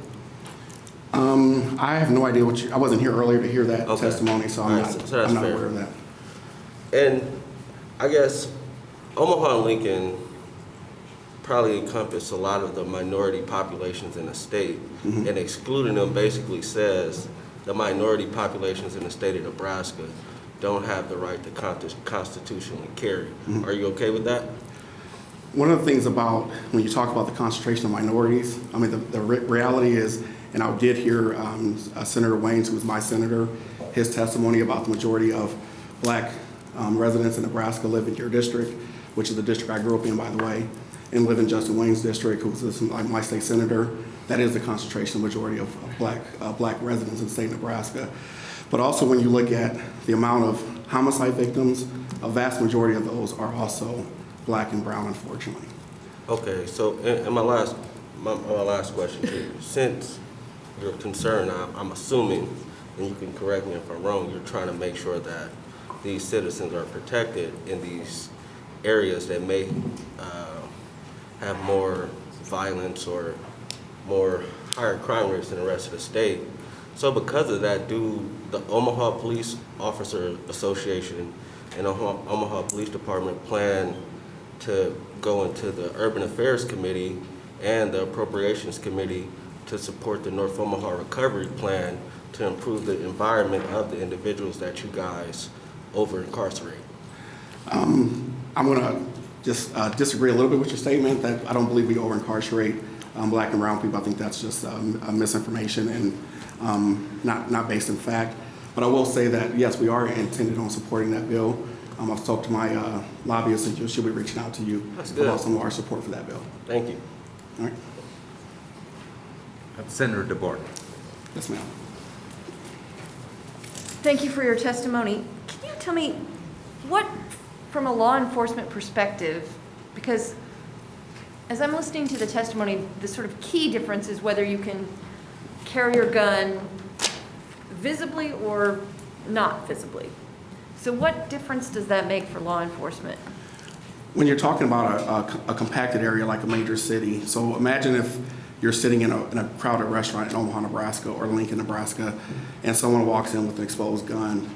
That may cause alarm where someone's going to call 911 and then rush the police out there. And it happens all the time. I don't know if you're familiar with, they call them constitutional checks that they do on YouTube, some Second Amendment supporters, where that's exactly what happens. So then the police will have a response, unfortunately, to those situations. So I personally, I mean, if I'm advising someone, and I've taught a few people how to shoot a gun, I would always advise to get a carry concealed permit, take training, carry your gun concealed, don't carry it open, because if you carry it open, now you're kind of putting a target on your back and everyone's expecting you to react if some robber or something runs into the place, when you may not be in a position to react. So does it matter for you when you're responding to a call, let's say, if you can see where the weapons are or not? Does that affect, I would think it would, but I don't know your job. So does that affect you, or do you just assume everyone's got a gun, or how does that work? Well, I mean, it is, if we're being as transparent as possible, certainly police officers, we always assume the worst and hope for the best. That's our approach on every call. But as we approach people, and especially with the way the language in this bill is written, there is an obligation to actually alert law enforcement that you're carrying concealed, which we appreciated that provision. We just were having some disagreement on the penalties and what those penalties should be. Oh, okay. But it does make a difference for you in terms of, let's say you don't know who's got it or not. Your reaction is always going to be slower than action. Okay. And police officers are always responding to someone's actions, so it's always going to be slower. So if someone is choosing that their mind is made up that they're going to shoot a police officer, we're already behind the 8 ball. We're already at a disadvantage automatically. So the provision would be that no matter what, if I have a weapon on me that you can't see, I have to tell you that. You have to tell me, yes, officer, I'm armed. Do you think that people will do that? I believe so. One of the things I think, once again, why we believe Senator Brewer's intent was pure here, we do support the Second Amendment. We support citizens carrying guns. We are advocates for CCW permits, and we've always have been. But certainly when people that are legal gun owners, they're going to follow the law, and they're going to make sure that they're alerting law enforcement. And once again, some of our strongest supporters, so they're on our side when it comes to a lot of issues. So they certainly want to make sure that we're safe. So I believe they will. You believe that people will tell you that they have a gun? Yes, ma'am. When you pull them over now and they have CCW permits, that's typically what happens, right? Yes. You don't typically find that they don't? Well, we do have it in our system. We will know they have a permit, but they I mean, at least in my experience, they've always told us that they're armed. I haven't had a situation yet, in my experience, where someone is with a CCW permit did not alert me. Thank you.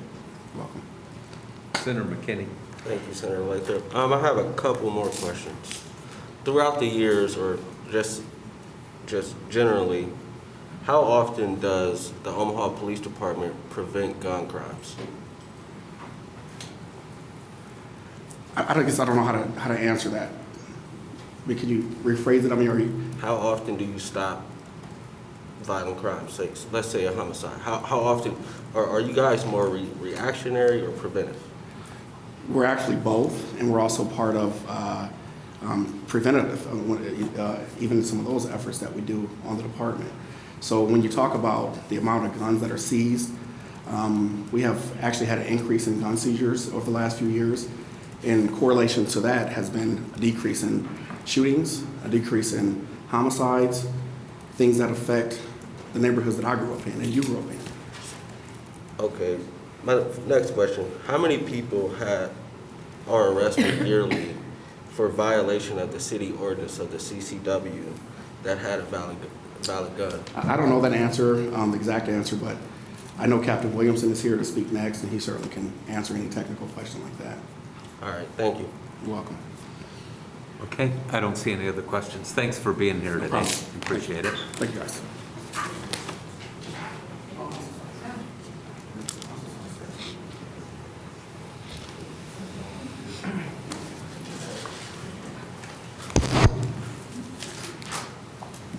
Good afternoon and welcome.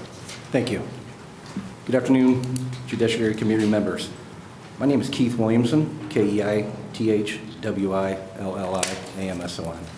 I'm a captain with the Omaha Police Department. I'm here on behalf of Police Chief Todd Schmaderer in opposition of the proposed bill, how it is currently written. The Omaha Police Department strongly supports Second Amendment rights and legal and responsible gun ownership.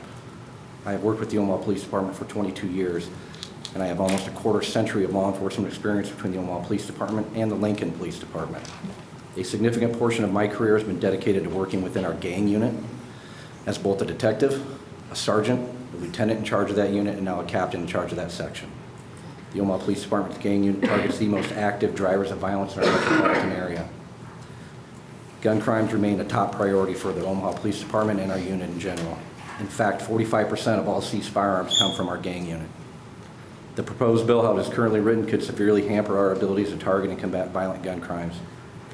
As currently written, this bill could negate several local Omaha-specific ordinances, which have been in place for years to target and reduce gun violence. This bill would counteract some of our local efforts to reduce the gun violence that we've seen increase across the country over the last couple decades. This bill currently has cloudy language that appears to change the penalties on prohibited persons possessing firearms, and there's no enhancement under the current bill for second offense violations of CCW. Also, there is no training requirements for anybody under the age of 18, and it drops the requirement currently from 21 down to 18. What we know is that people the age of 18 to 21 are 4 times more likely to commit violent gun crimes than those 21 and older.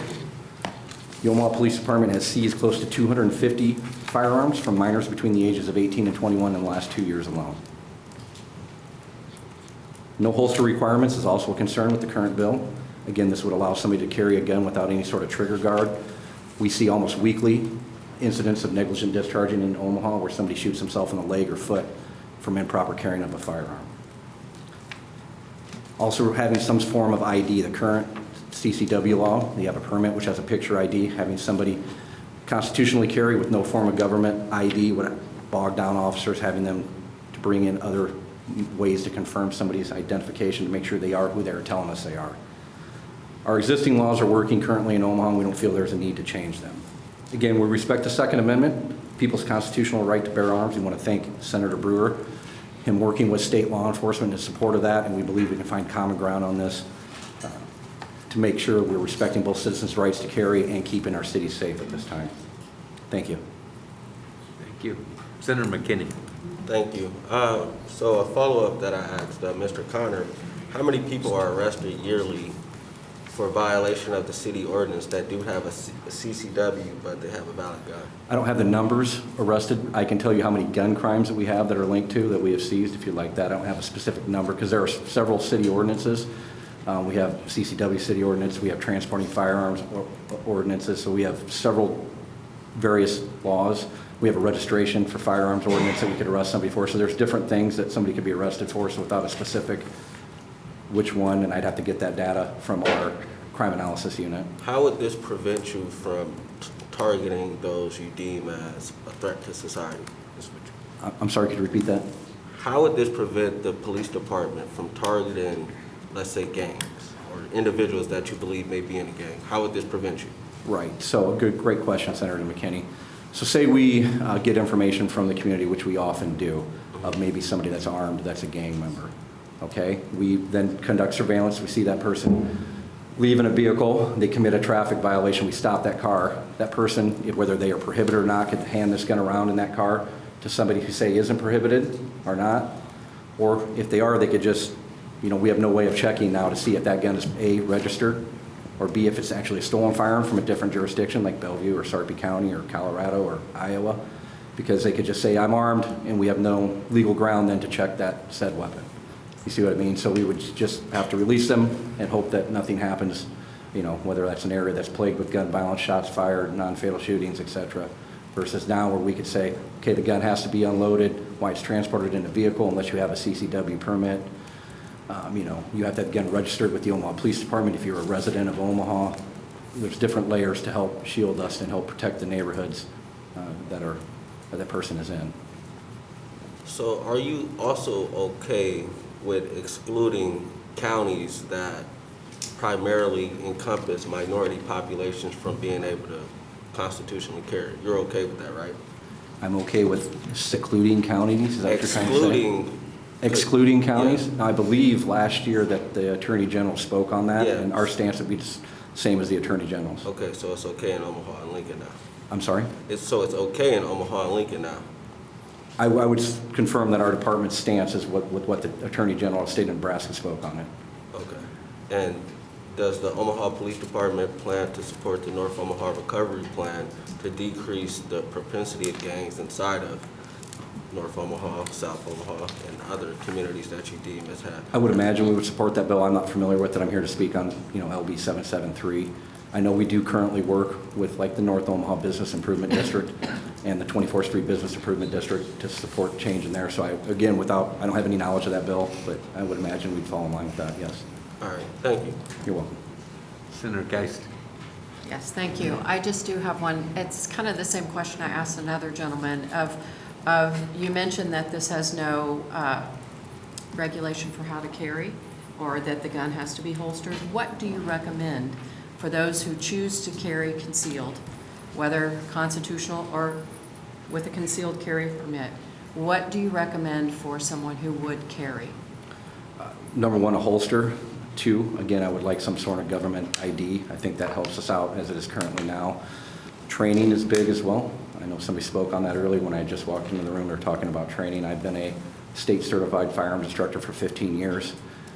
The idea of just having somebody walk in to, say, a pawn shop in Senator McKinney's district, be able to buy a firearm and literally stick it in their jeans and walk out is reckless probably. Again, no safety on a trigger guard. It could, again, end in accidental shooting, which we see routinely in my area. Things like that are just common sense approaches that would help keep everybody, including that gun owner, safe. And they're comfortable operating their firearm that they can legally possess. Thank you. Senator McKinney. Yes, sir. I think since 2019, non-fatal shootings have gone up in Omaha. And with the current way we're operating, which is a restriction, why is that? So it's complex data. Non-fatal shootings usually correlate with homicides because the victim of a non-fatal shooting has potentially become either the future victim of a homicide or a future homicide suspect. That's what a lot of data shows, what our data shows, and data from other metropolitan areas. Okay, so if you have a high number of non-fatal shootings and a low clearance rate, you potentially have high number of homicide rates. So while that number spiked in 2020, it did go up. It has been down since 2019 before that. But we also need to look at clearance rate for those non-fatal shootings too, because again, if you're solving those non-fatal shootings, if you're getting the people that are shooting and creating that victim, you're potentially stopping the next homicide. You're stopping that retaliation from that non-fatal shooting, which is then, going to wreck not only the life of the homicide victim, but the person pulling the trigger as well too. So I would say focus on the clearance rates we have, which in Omaha we are above the national average for our non-fatal shooting clearance rates. And my last thing, so it was mentioned earlier in states that do have constitutional carry, crime rates have not gone up. What do you say to that? For what was mentioned, is that the sheet that was handed out earlier? Yeah. I would like to see more data on this. We have great community partners in Omaha. Dr. Justin Nix with UNO, Dr. Spohn with UNO. We could look at this. Most of the states in here are similar to where Nebraska is, where we have major metropolitan areas. So look at Arizona. I would like to see Arizona's. I would like to see like Phoenix's homicide rate as compared to Omaha, because again, comparing Omaha and Scotts Bluffs, right? You're going to have Omaha have 34 or 38 homicides. Scotts Bluffs maybe has 1 or 2. And then if you say overall the numbers have gone down, where maybe Omaha's has gone up because we're a major metropolitan area, whereas the rest of the state is a smaller population base. So it's going to bring those numbers down overall if you compare it statewide. So I would like to see the numbers of the major metropolitan areas in those cities to see if those numbers, the non-fatal shootings, the homicide rates have gone up. Also with this, murder is a vague term. Again, somebody can be murdered with hands, a knife, a vehicle, a beer bottle versus shooting. So have the gun homicide rates gone up in the state versus murder rates? You understand what I'm saying? So that's a little bit more data here would clean this up, because again, stats can show anything, especially if they're muddied down and watered down like this. Could appear to be, again, a state's a big area, and again, major metropolitan areas. Again, in some of these states might have higher rates. I'm not saying they do. I have some more questions on this sheet. So if this was to pass, what would happen in Omaha? I don't have a crystal ball, Senator McKinney. I don't know. I would think, like President Connor testified, it would restrict our ability to get guns out of the hands of people with criminal intent, which would then lead to more non-fatal shootings and possibly more homicides. I can't take a gun that's been seized off the streets out of a prohibited person's hands and say, this gun right here saved this person's life, right? But the numbers speak for themselves. If our gun seizures go up, our violent crime rate goes down. Would you say the disproportionate amount of arrest of black and brown individuals would decrease if this passed, since it would restrict you guys? I don't know. Like President Connor said, we have a disproportionate number of crime victims that are people of color.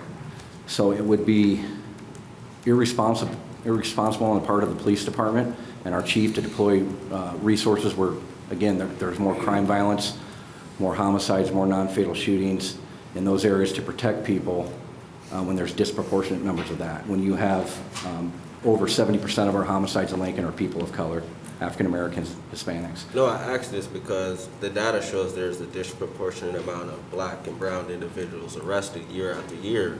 And if you're saying this would restrict your practices, I would think it would also show, if passed, a decrease in the amount of disproportionate arrests of black and brown individuals. Yes or no? Data showing arrests in general or arrests for gun crimes? I would expect a decrease in arrests and gun crimes, both. Oh, yeah, I can't predict what will or will not happen. I'm sorry. I don't see any other questions for you. Thanks for being here today. Thank you. Appreciate your testimony.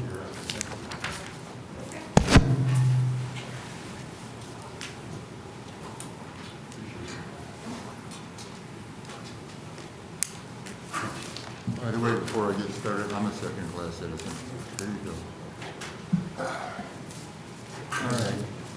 My name is Vincent Illinois. Are you ready? Oh, yeah, let's do it. Okay, go ahead. My name is, good evening, Chairman Lathrop and Senator. Can you speak up just a little bit? Yeah, I will. How's this? I'll still do it with dignity. How's that? Sit straight up. Better. Hello, Senator Lathrop and Chairman and Senators. And so I'm a second-class citizen. I don't want to be one either. Oh, I didn't get a sheet. Can I have a sheet, please? I don't know where this came from, but I guess it got on there. Somebody doesn't need one. Probably somebody doesn't want one. I'm just teasing.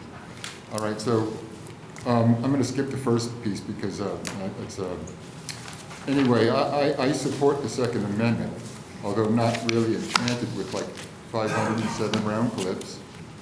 Yes, I think some things need to be restricted, and collateral to that are included common sense restrictions to what's available out there on the street.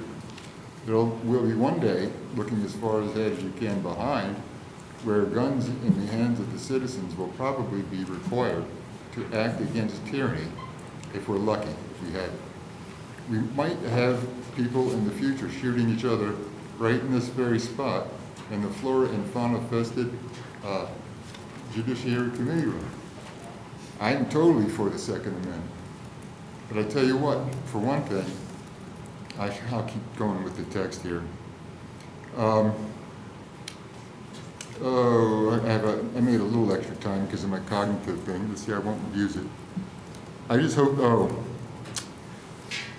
that the good guys manage to capture the machine shops and the Michigan and Nebraska militias in the future, no matter what ill-intended ideologies they hold dear, no matter what. Indeed, power to the Second Amendment, and even probably and particularly concealed weapons permits. My brother has one. You know, and he had in Texas, took it very seriously. And the training applies to all of us, you know, as far as we all need to learn. That's why they have it. They are not tasers. People need to be safe handling such power. And like for me personally, I would like to see an open knife where I can carry one 3.5 inches longer. You can't currently carry a knife and open that's 3.5 inches longer, can you? Does anybody know? Well, I'd like to. I mean, I don't know if that's, I can't believe nobody in here knows. Because I'm going to have to be holding the damn thing. If you think I'm going to be able to have a chance to use it, I know better than that. It's going to have to be in my hand. And that's just to make sure, okay.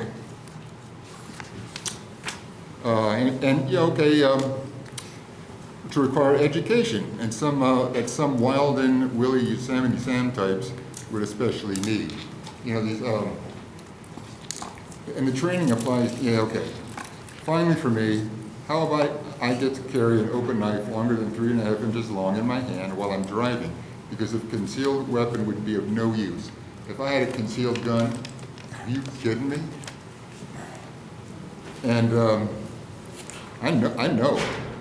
I have to have the damn thing in my hand to have a chance of at least wounding that person that he remembers me for the rest of his life.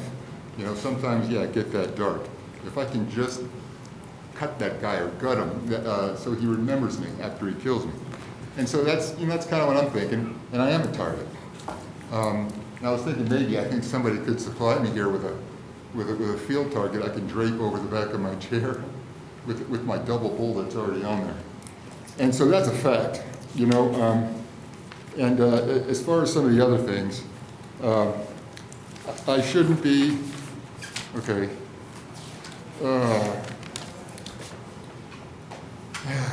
I wonder how many, if there's any data on the kids being killed by having these permits that are, that, you know, do you always put them away? Does anybody know about kids dying?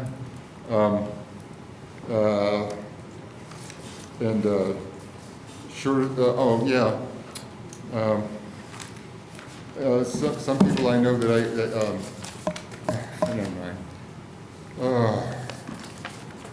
I still can't I have the cognitive problems. I hope people ask questions. I'm not going to bite, not today. Okay. Very good. I've got more, and that's how I am. I can't, been trying to find techniques, but. Yeah, I think you communicated your thoughts, and we have your written testimony as well. Oh, man, okay, but there's a lot more. And to respond to that, I would love to talk to some people, because I think we could have a good conversation. I guess I'm getting no questions? I don't see any questions today. All right. But thanks for being here. Super.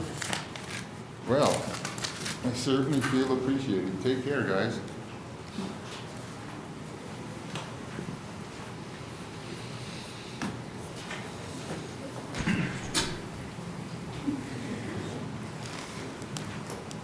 Good afternoon.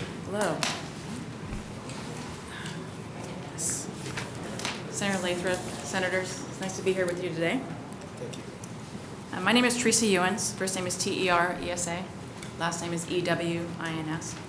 I'm the Chief of Police for the Lincoln Police Department.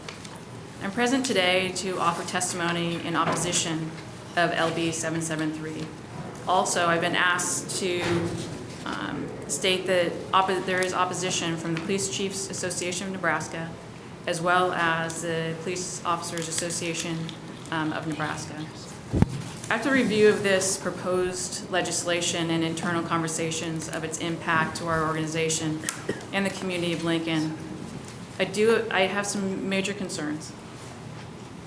One, I've broken it down into the letter that I wrote into three really specific areas: officer and public safety. While Lincoln is generally a safe community, we have experienced our share of gun violence related to gangs, drugs, and robberies.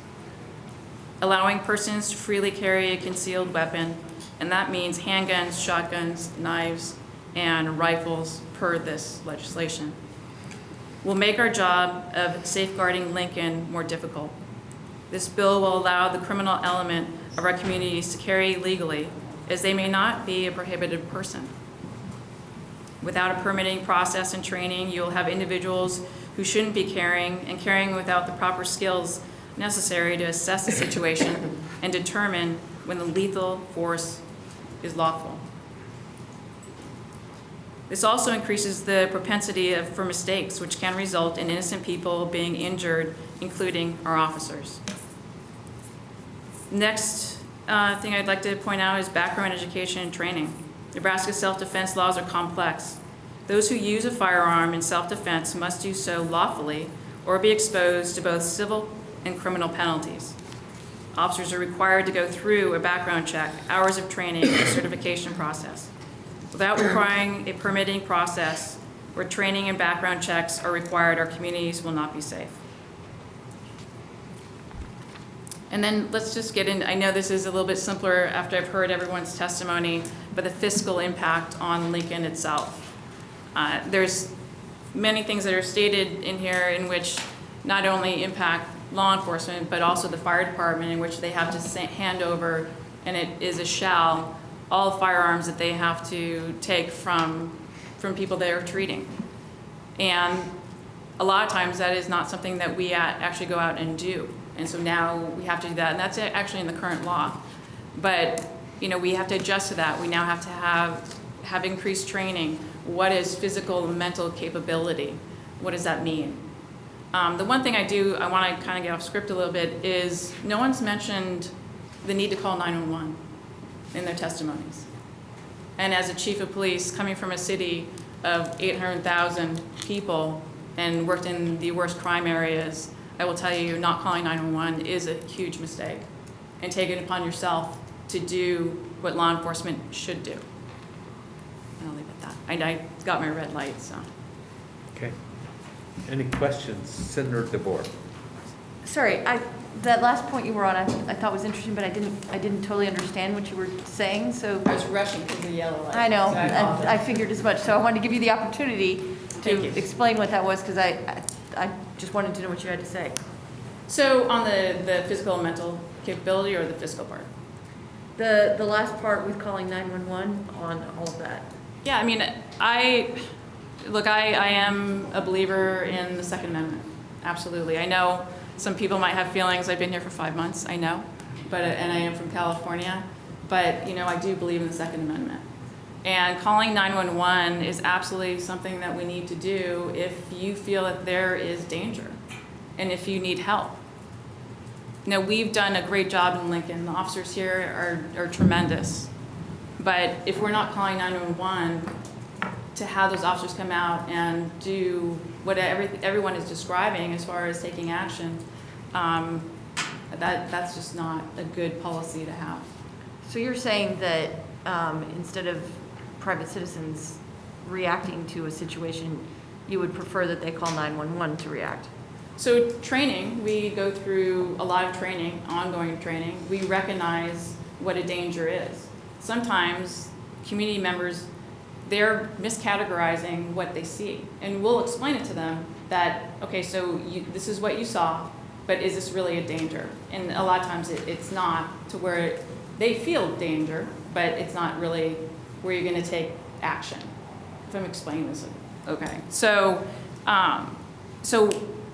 escalation of a situation is what I actually do fear in this legislation. I can come to you and say, you know what, you need to stop what you're doing right now, because if you're putting yourself in harm's way, that's also a problem. You're escalating it. Where it may, if an officer comes, they're gonna de-escalate the situation. They may actually have a peaceful ending to it. But if you have somebody that's not trained, that doesn't understand that, then it can escalate and get really out of hand. Now, if a community member doesn't like what a police officer is doing, that also can be an escalation where it doesn't need to be. So it could be an argument that's going to get out of control, and then bad things will happen from that. So I think what I'm hearing you say is that you want to make sure that those who have been trained have the opportunity to respond to situations because you've been trained to do so. Is that right? Yes, it's our job. And then with respect to how it applies to this law, or this bill before us, rather,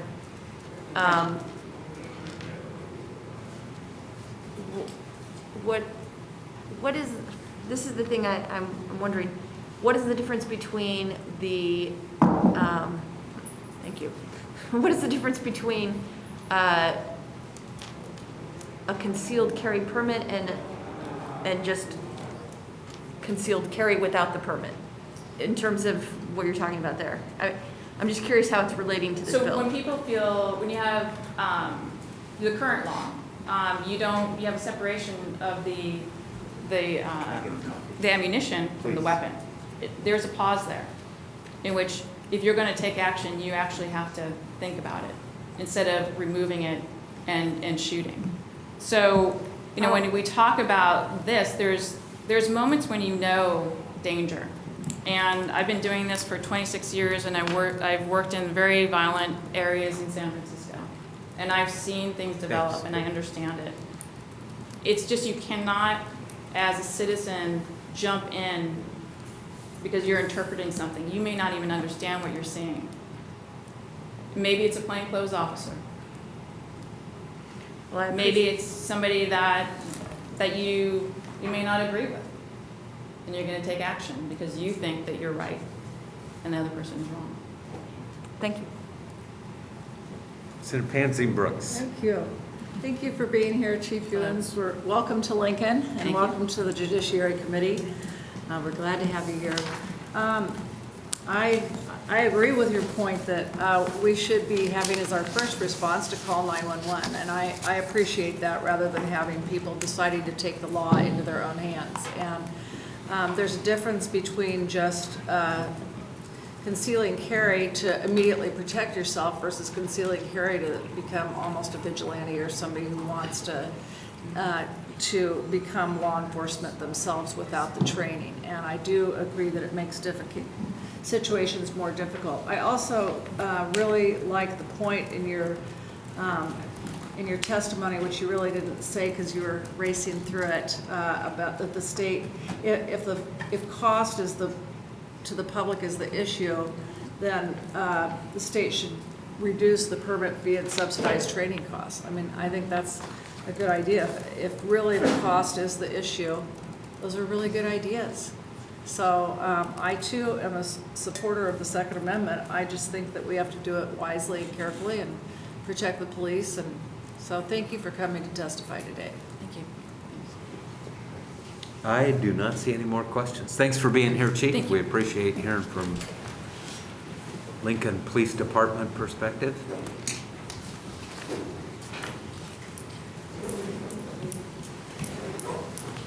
Good afternoon and welcome. Thank you, Senator Lathrop and members of the Judiciary Committee. My name is Christy Abraham, Christy Abraham. I'm here representing the League of Nebraska Municipalities. And I come back to a question that Senator Lathrop asked at the beginning of this afternoon about a simple question about what is the difference between constitutional carry and our current concealed carry permit process. And I think the answer was something about, well, training, permits, and the fee involved. I just want to add to that, I think the issue is also the loss of local control. And that's why the League is here today. Historically, the League is always going to oppose any sort of legislation that takes away authority from municipalities. So you'll notice the first few sections of this bill do take authority away from cities to regulate concealed carry. That is a concern that we have, and so I wanted to bring that to the committee and let you know about our concerns. We are very happy to work with Senator Brewer to make any changes that might be necessary to maintain some local control that we currently have. So thank you so much for your time. That's it? That's it. That's everything the League has to say. Senator I'm not Lathrop, mocking you. Most people are well into the yellow light before they're done. and I appreciate that, but I respect your time, and that's it. That's all I've got. Perfect. Okay. Thank you so much for being here. Any questions for the testifier? I see none. Thanks Thank you for so coming. much.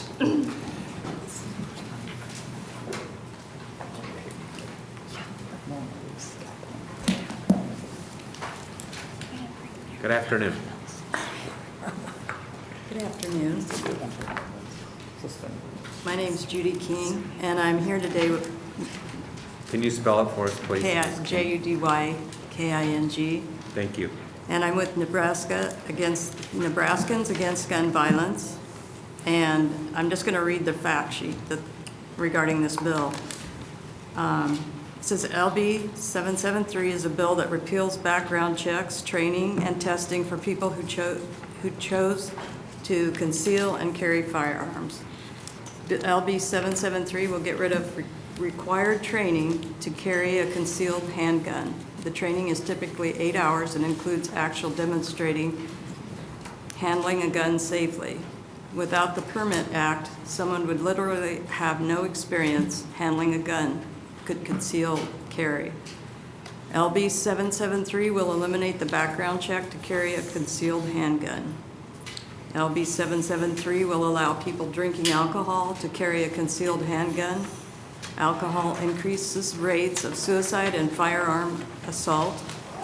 LB 773 will allow concealed carry in places currently prohibited, including in hospitals, polling places, government buildings, and more.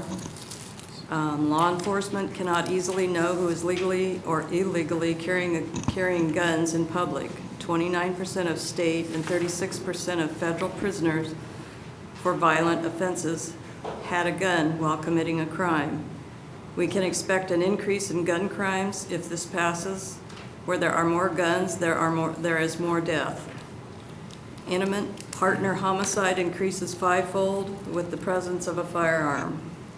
And in Nebraska in 2019, of 205 firearm deaths, 75%, actually 154, were suicides. More widespread access to firearms is not a solution. Concealed permit holders have shot the wrong person. There are also many instances where there is no attack occurring and someone is still injured or killed. Concealed carry is not an effective or safe way to stop crime. That is for Nebraskans against gun violence. Now I'm going to give my little personal comments. Clear back in the 80s, prison studies and expert testimony clearly stated that you can't build your way out of overcrowding crisis in the prison system. And if prisons were built, there weren't enough people to staff them. And the Nebraska taxpayers had to foot the bill. The Nebraska legislators were trying to be tough on crime instead of smart on crime. Overcrowding studies have been done each decade since 1980, but no one has listened, and of course, taxpayers had to pay for those studies. Nebraska runs about 20 years behind on their thinking about prison systems. Texas, on the other hand, learned that the lessons long ago, and they listened to the Criminal Justice Institute and other groups that have studied an overcrowding issue, and they knew the Justice Institute and the other groups that have studied them. They knew how to pull all pieces together, prison administration, police, judicial systems, all necessary stakeholders to get a well-rounded perspective. Ms. King, And you then- got a red light. Okay, and then Okay. they have this bill, which is going to probably put more people in prison. Okay. And can I give one more comment? You know what? Let's see if there's any questions. I have to enforce the red light from person to person and from hearing to hearing, and if I don't, it gets away from me and I have problems later on. This is a rebuttal to what Dr. Hamill said earlier. You have the red light, so you have to stop, I'm afraid, Ms. Okay. King. Okay, let's see if there's any questions. Would anybody like to hear it? Senator Brand. Thank you, Chairman Lathrop. I'd like to correct a couple things that you testified on. One, you cannot drink alcohol and carry a concealed weapon. That's on page 20 of the bill, line 6. Also, anywhere that a concealed carry today, you cannot carry, it gives no exemption for a constitutional carry. The same rules apply. You can't go into a bank, a school. It's all outlined right here in the bill. So I just wanted to make that correction. Okay, can I make a correction to Dr. Hamill's comment? Nope. Okay. Okay, thanks, Ms. King. Next opponent.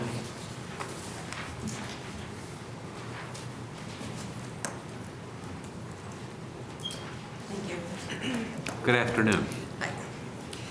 I am Sherry St. Clair, SHERI STCLAIR, and I'm speaking here on my own behalf.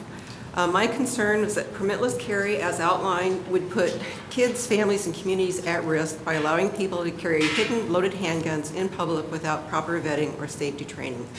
So I went looking for evidence to support this statement, and I found things published in 2015, 2017, 2019, 2021 by researchers at Harvard, Johns Hopkins School of Public Health, and the Pew Charitable Research Foundation that support that where there are more guns, there are more deaths, not just homicides, but also suicides, domestic violence, and violence against police. For example, in Connecticut, after the state passed a permit to purchase law for handguns, there was a 40% drop in gun homicides and a 15% reduction in handgun suicides. In Missouri, after the state repealed its handgun permit to purchase law, there was a 23% increase in firearm homicides, but no significant increase in non-firearm homicides, as well as a 16% higher handgun suicide rate. A lot of data out there shows over and over again that most Americans think you should get a permit before carrying a concealed gun in public. Most Americans, both gun owners, non-gun owners, Republicans, Democrats, and independents, agree that high safety standards are critical. I also think that the adoption of permitless carry law takes away a critical tool that law enforcement can use to differentiate between responsible gun owners and those who shouldn't be able to carry a loaded weapon. Overall, states that have weakened their firearm permitting system have experienced an 11% increase in handgun homicide rates and a 13 to 15% increase in violent crime rates. So, since actually using a firearm has a very high likelihood of producing injury or death, I would like assurance that those with a gun have been appropriately vetted and have undertaken safety training. I don't think it's a burden, but rather an acceptance of responsibility to require permits for concealed carry, and I do not support advancement of LB773. Got it all in. Very good. Any questions for Ms. St. Clair? I see none. Thanks for being here once again.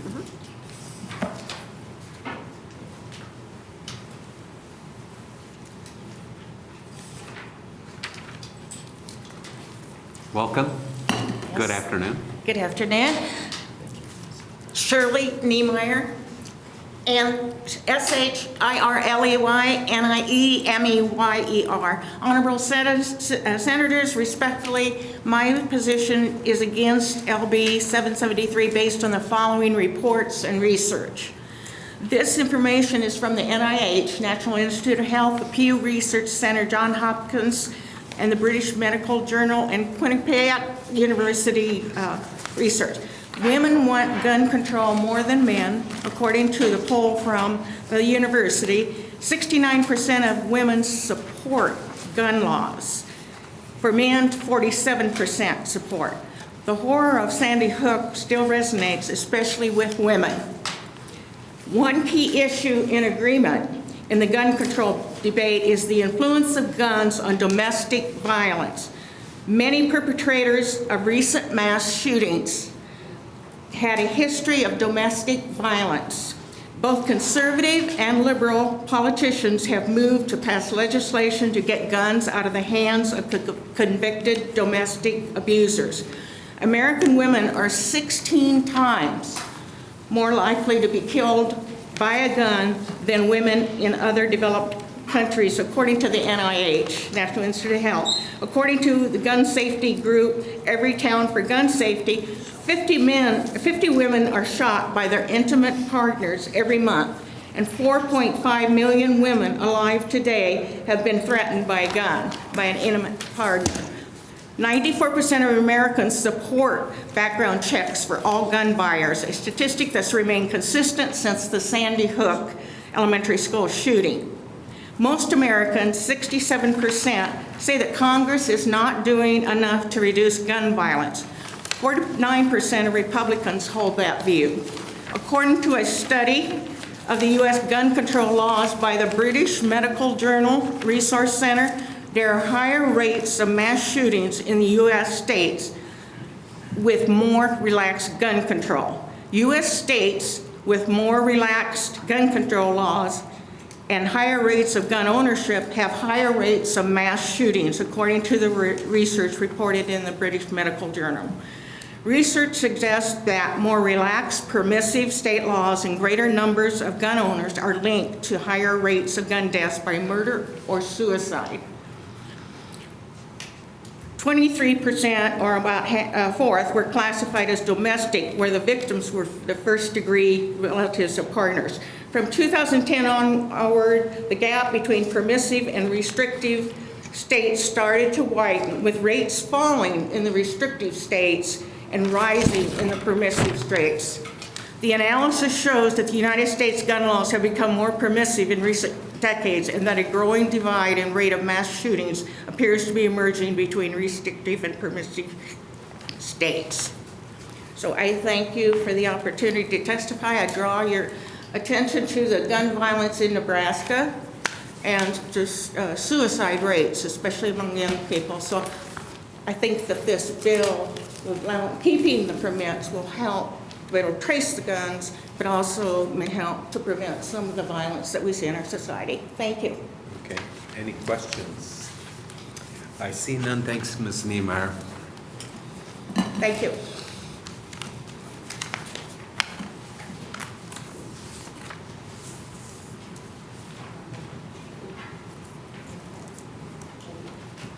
Good afternoon. Good afternoon, Chairman Lathrop, committee members, and staff. Thank you for this opportunity to speak to you today. My name is Stephanie McEprang, Stephanie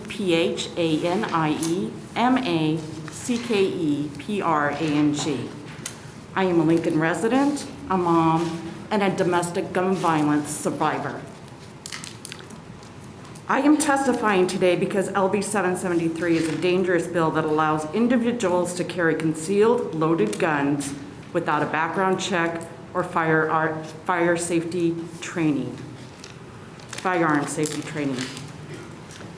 was 13 in 1977 when my father brought a loaded, unlicensed handgun on a family weekend getaway in Indiana. Recently retired from a career in the Air Force, he turned his coin collecting hobby into a business of buying and selling valuables. Traveling throughout the Midwest, he only used cash. So he wanted to have a gun for security, but was denied a license by the Carmel Police Department. After a night of heavy drinking, my father went into a rage and threatened to shoot my mother and brother while I begged him not to. Although he never pulled the trigger, our family was never the same again. A year later, he kidnapped my mother, drove her to Grisham Air Force Base, and threatened others with gun violence, only to be hospitalized in the VA for a few days and then released. Finally, in 1980, when the police were called to our home during one of his violent rages, they confiscated his gun, arrested him, and helped my mother attain a restraining order.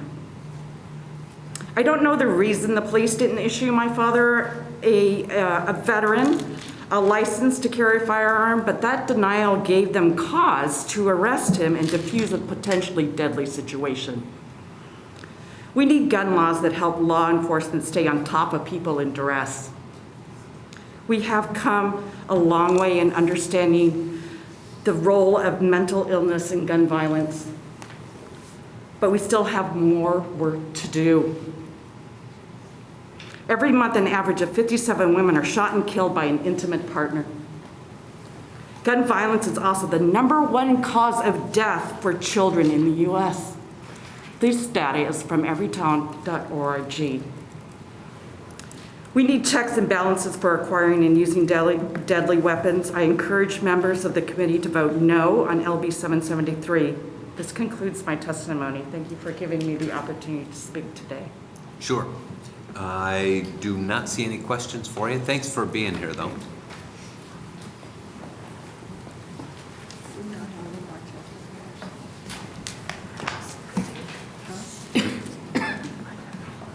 Good afternoon. Good afternoon. My name is Jaden Speed, J-Y-D-E-N-S-P-E-E-D. Good afternoon, Chairman Lathrop, committee members, and staff. Thank you for hearing my testimony today. I'm 17 years old. I attend high school in Cass County, Nebraska.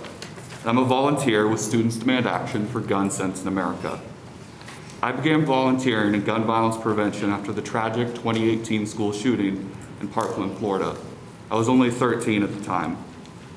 I'm testifying today because LB 773 is a dangerous gun bill. As a student, school safety and numerous tragic attacks at Columbine, Sandy Hook, Parkland, and Oxford, and so many others are what drew me into the issue. However, as I became more engaged, more educated on the issue, it's the everyday gun violence that we don't see that harms Nebraska's communities the most. My experience leads me to emphasize that gun deaths in Nebraska have increased 26% from 2010 to 2019. Furthermore, gun violence costs Nebraska $1.2 billion annually. 33.9 million of that is paid by the taxpayers. Permitless carry will only increase and bring more everyday gun violence and costs to Nebraska's communities. Emerging data shows that the states that have passed permitless carry legislation are experiencing increases in gun violence. That's just a fact. A 2019 study showed that up to 27% increase in Missouri's homicide rate after their permit to purchase law was repealed. 88% of Americans think that you should get a permit before carrying a concealed gun in public. It's just common sense. I encourage the members of the committee to vote no on LB 773 This concludes my testimony, and thank you for giving me the time to be here today. Absolutely. Mr. Speed, thanks for being here. I don't see any questions today. Thank you. Anyone else here to testify in opposition to LB773? I'm kind of looking around because I'm wondering where Senator Brewer is. I will slowly ask if there's any neutral testimony. Generally, after neutral testimony, the introducer will close on a bill, and we'll give Senator Brewer a moment. Anyone here to testify in a neutral capacity? Okay, well, the last step in this process is to allow Senator Brewer to close, and while we're waiting for him to arrive, Senator Brewer. Sorry about that. Hey, let me do one thing before you close, if you don't mind. In the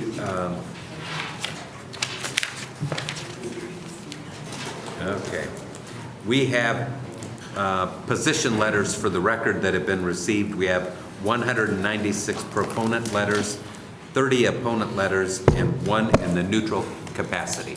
Senator Brewer, you may close. Thank you. All right, you guys You have can had take a long... a minute to catch your breath if you Well, you guys had a long afternoon, and you've been patient. You've asked good questions. Here's I think, where we need to kind of refocus on this. At no point did anyone say that we shouldn't call 911. At no point did anyone say that you should try and somehow perform the duties of a police officer. Again, the idea behind constitutional carry is that you would be able to protect yourself or your family. Somehow it got twisted into things that it shouldn't have. And, you know, the meeting was with the Omaha Police Department. Obviously, we should have met with Lincoln too, because there's just a lot of information that wasn't accurate and wasn't true. So we're gonna have to step back a little bit on that one. We're gonna, again, we've met and are working through what will be an amendment that will fill in some of these issues. And a good example that was second offense for failure to announce that you are in possession. We also talked about the need to specify 21 years of age, specify that you cannot either have alcohol or a controlled substance in your system and be in possession. So we're willing to work with law enforcement to figure out how do we do that. And, you know, what does it look like? But the challenge is this. What you heard from is the Omaha and Lincoln Police Departments. What you didn't hear about or from is all of those police and sheriff's offices all across Nebraska that can't stand down people to send here to testify. So please understand that there are times in this bubble here, what you get is primary Lincoln or Omaha testifiers because they're close enough to come here to testify. So you don't get the pulse of the state on a lot of these issues. This is the pulse of what I'm hearing. Those numbers you just announced, that's the reality of the situation.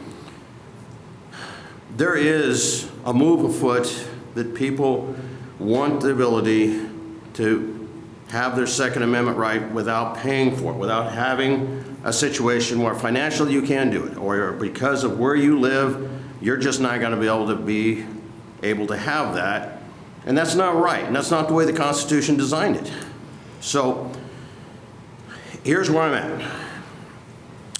We're going to work with law enforcement to figure out what right looks like. Now, the other issue was brought up with holster. You know, how do we secure that so that it's safe and proper? We're all in favor of that. We want it to be that way. The problem is sometimes it's hard to work through bill drafters and get that verbiage down without them looking at you like you're a Martian, because that's hard to do. And then so that's some of the pains we have to go through to fit this thing so that it's right and so that we don't do something that's unsafe for those that are carrying. But I don't want you to leave here thinking that there isn't a desire to make sure that law enforcement is in a good place with this.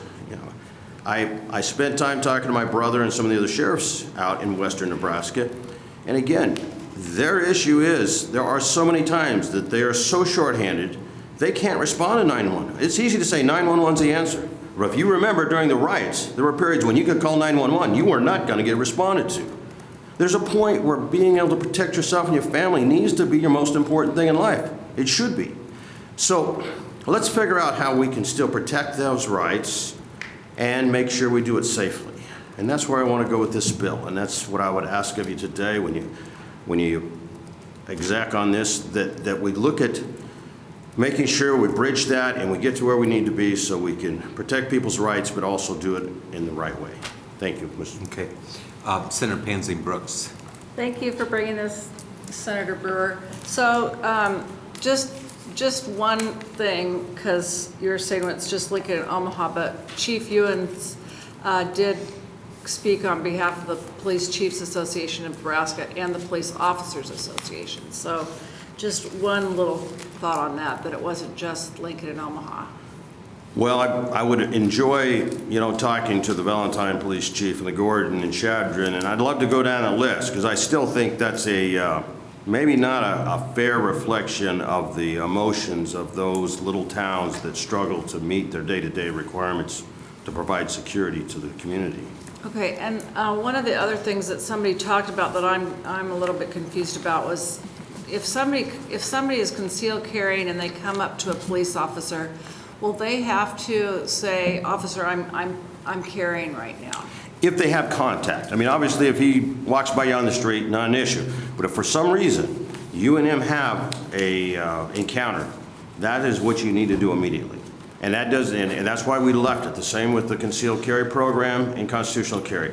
That is a requirement, because that officer's safety needs to be number one. So that if they don't say something, then they would be charged. They would be. That's a misdemeanor. You betcha. And also, if they're drinking, it's a charge. It is. Okay. Just thank you so much.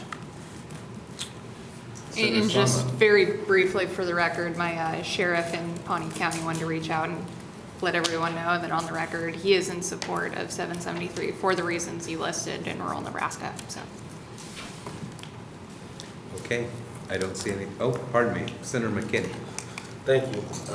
I guess my one question would be, what would be the penalty for not complying a second time? I just fear we'll create another offense. It's just failure to notify. First offense is just a misdemeanor. It's a minor charge. Your issue is if it happens again. That's where the police union and I, did not agree that it should instantly become a felony. Because I think what happens when you do that is then you clog up the system with,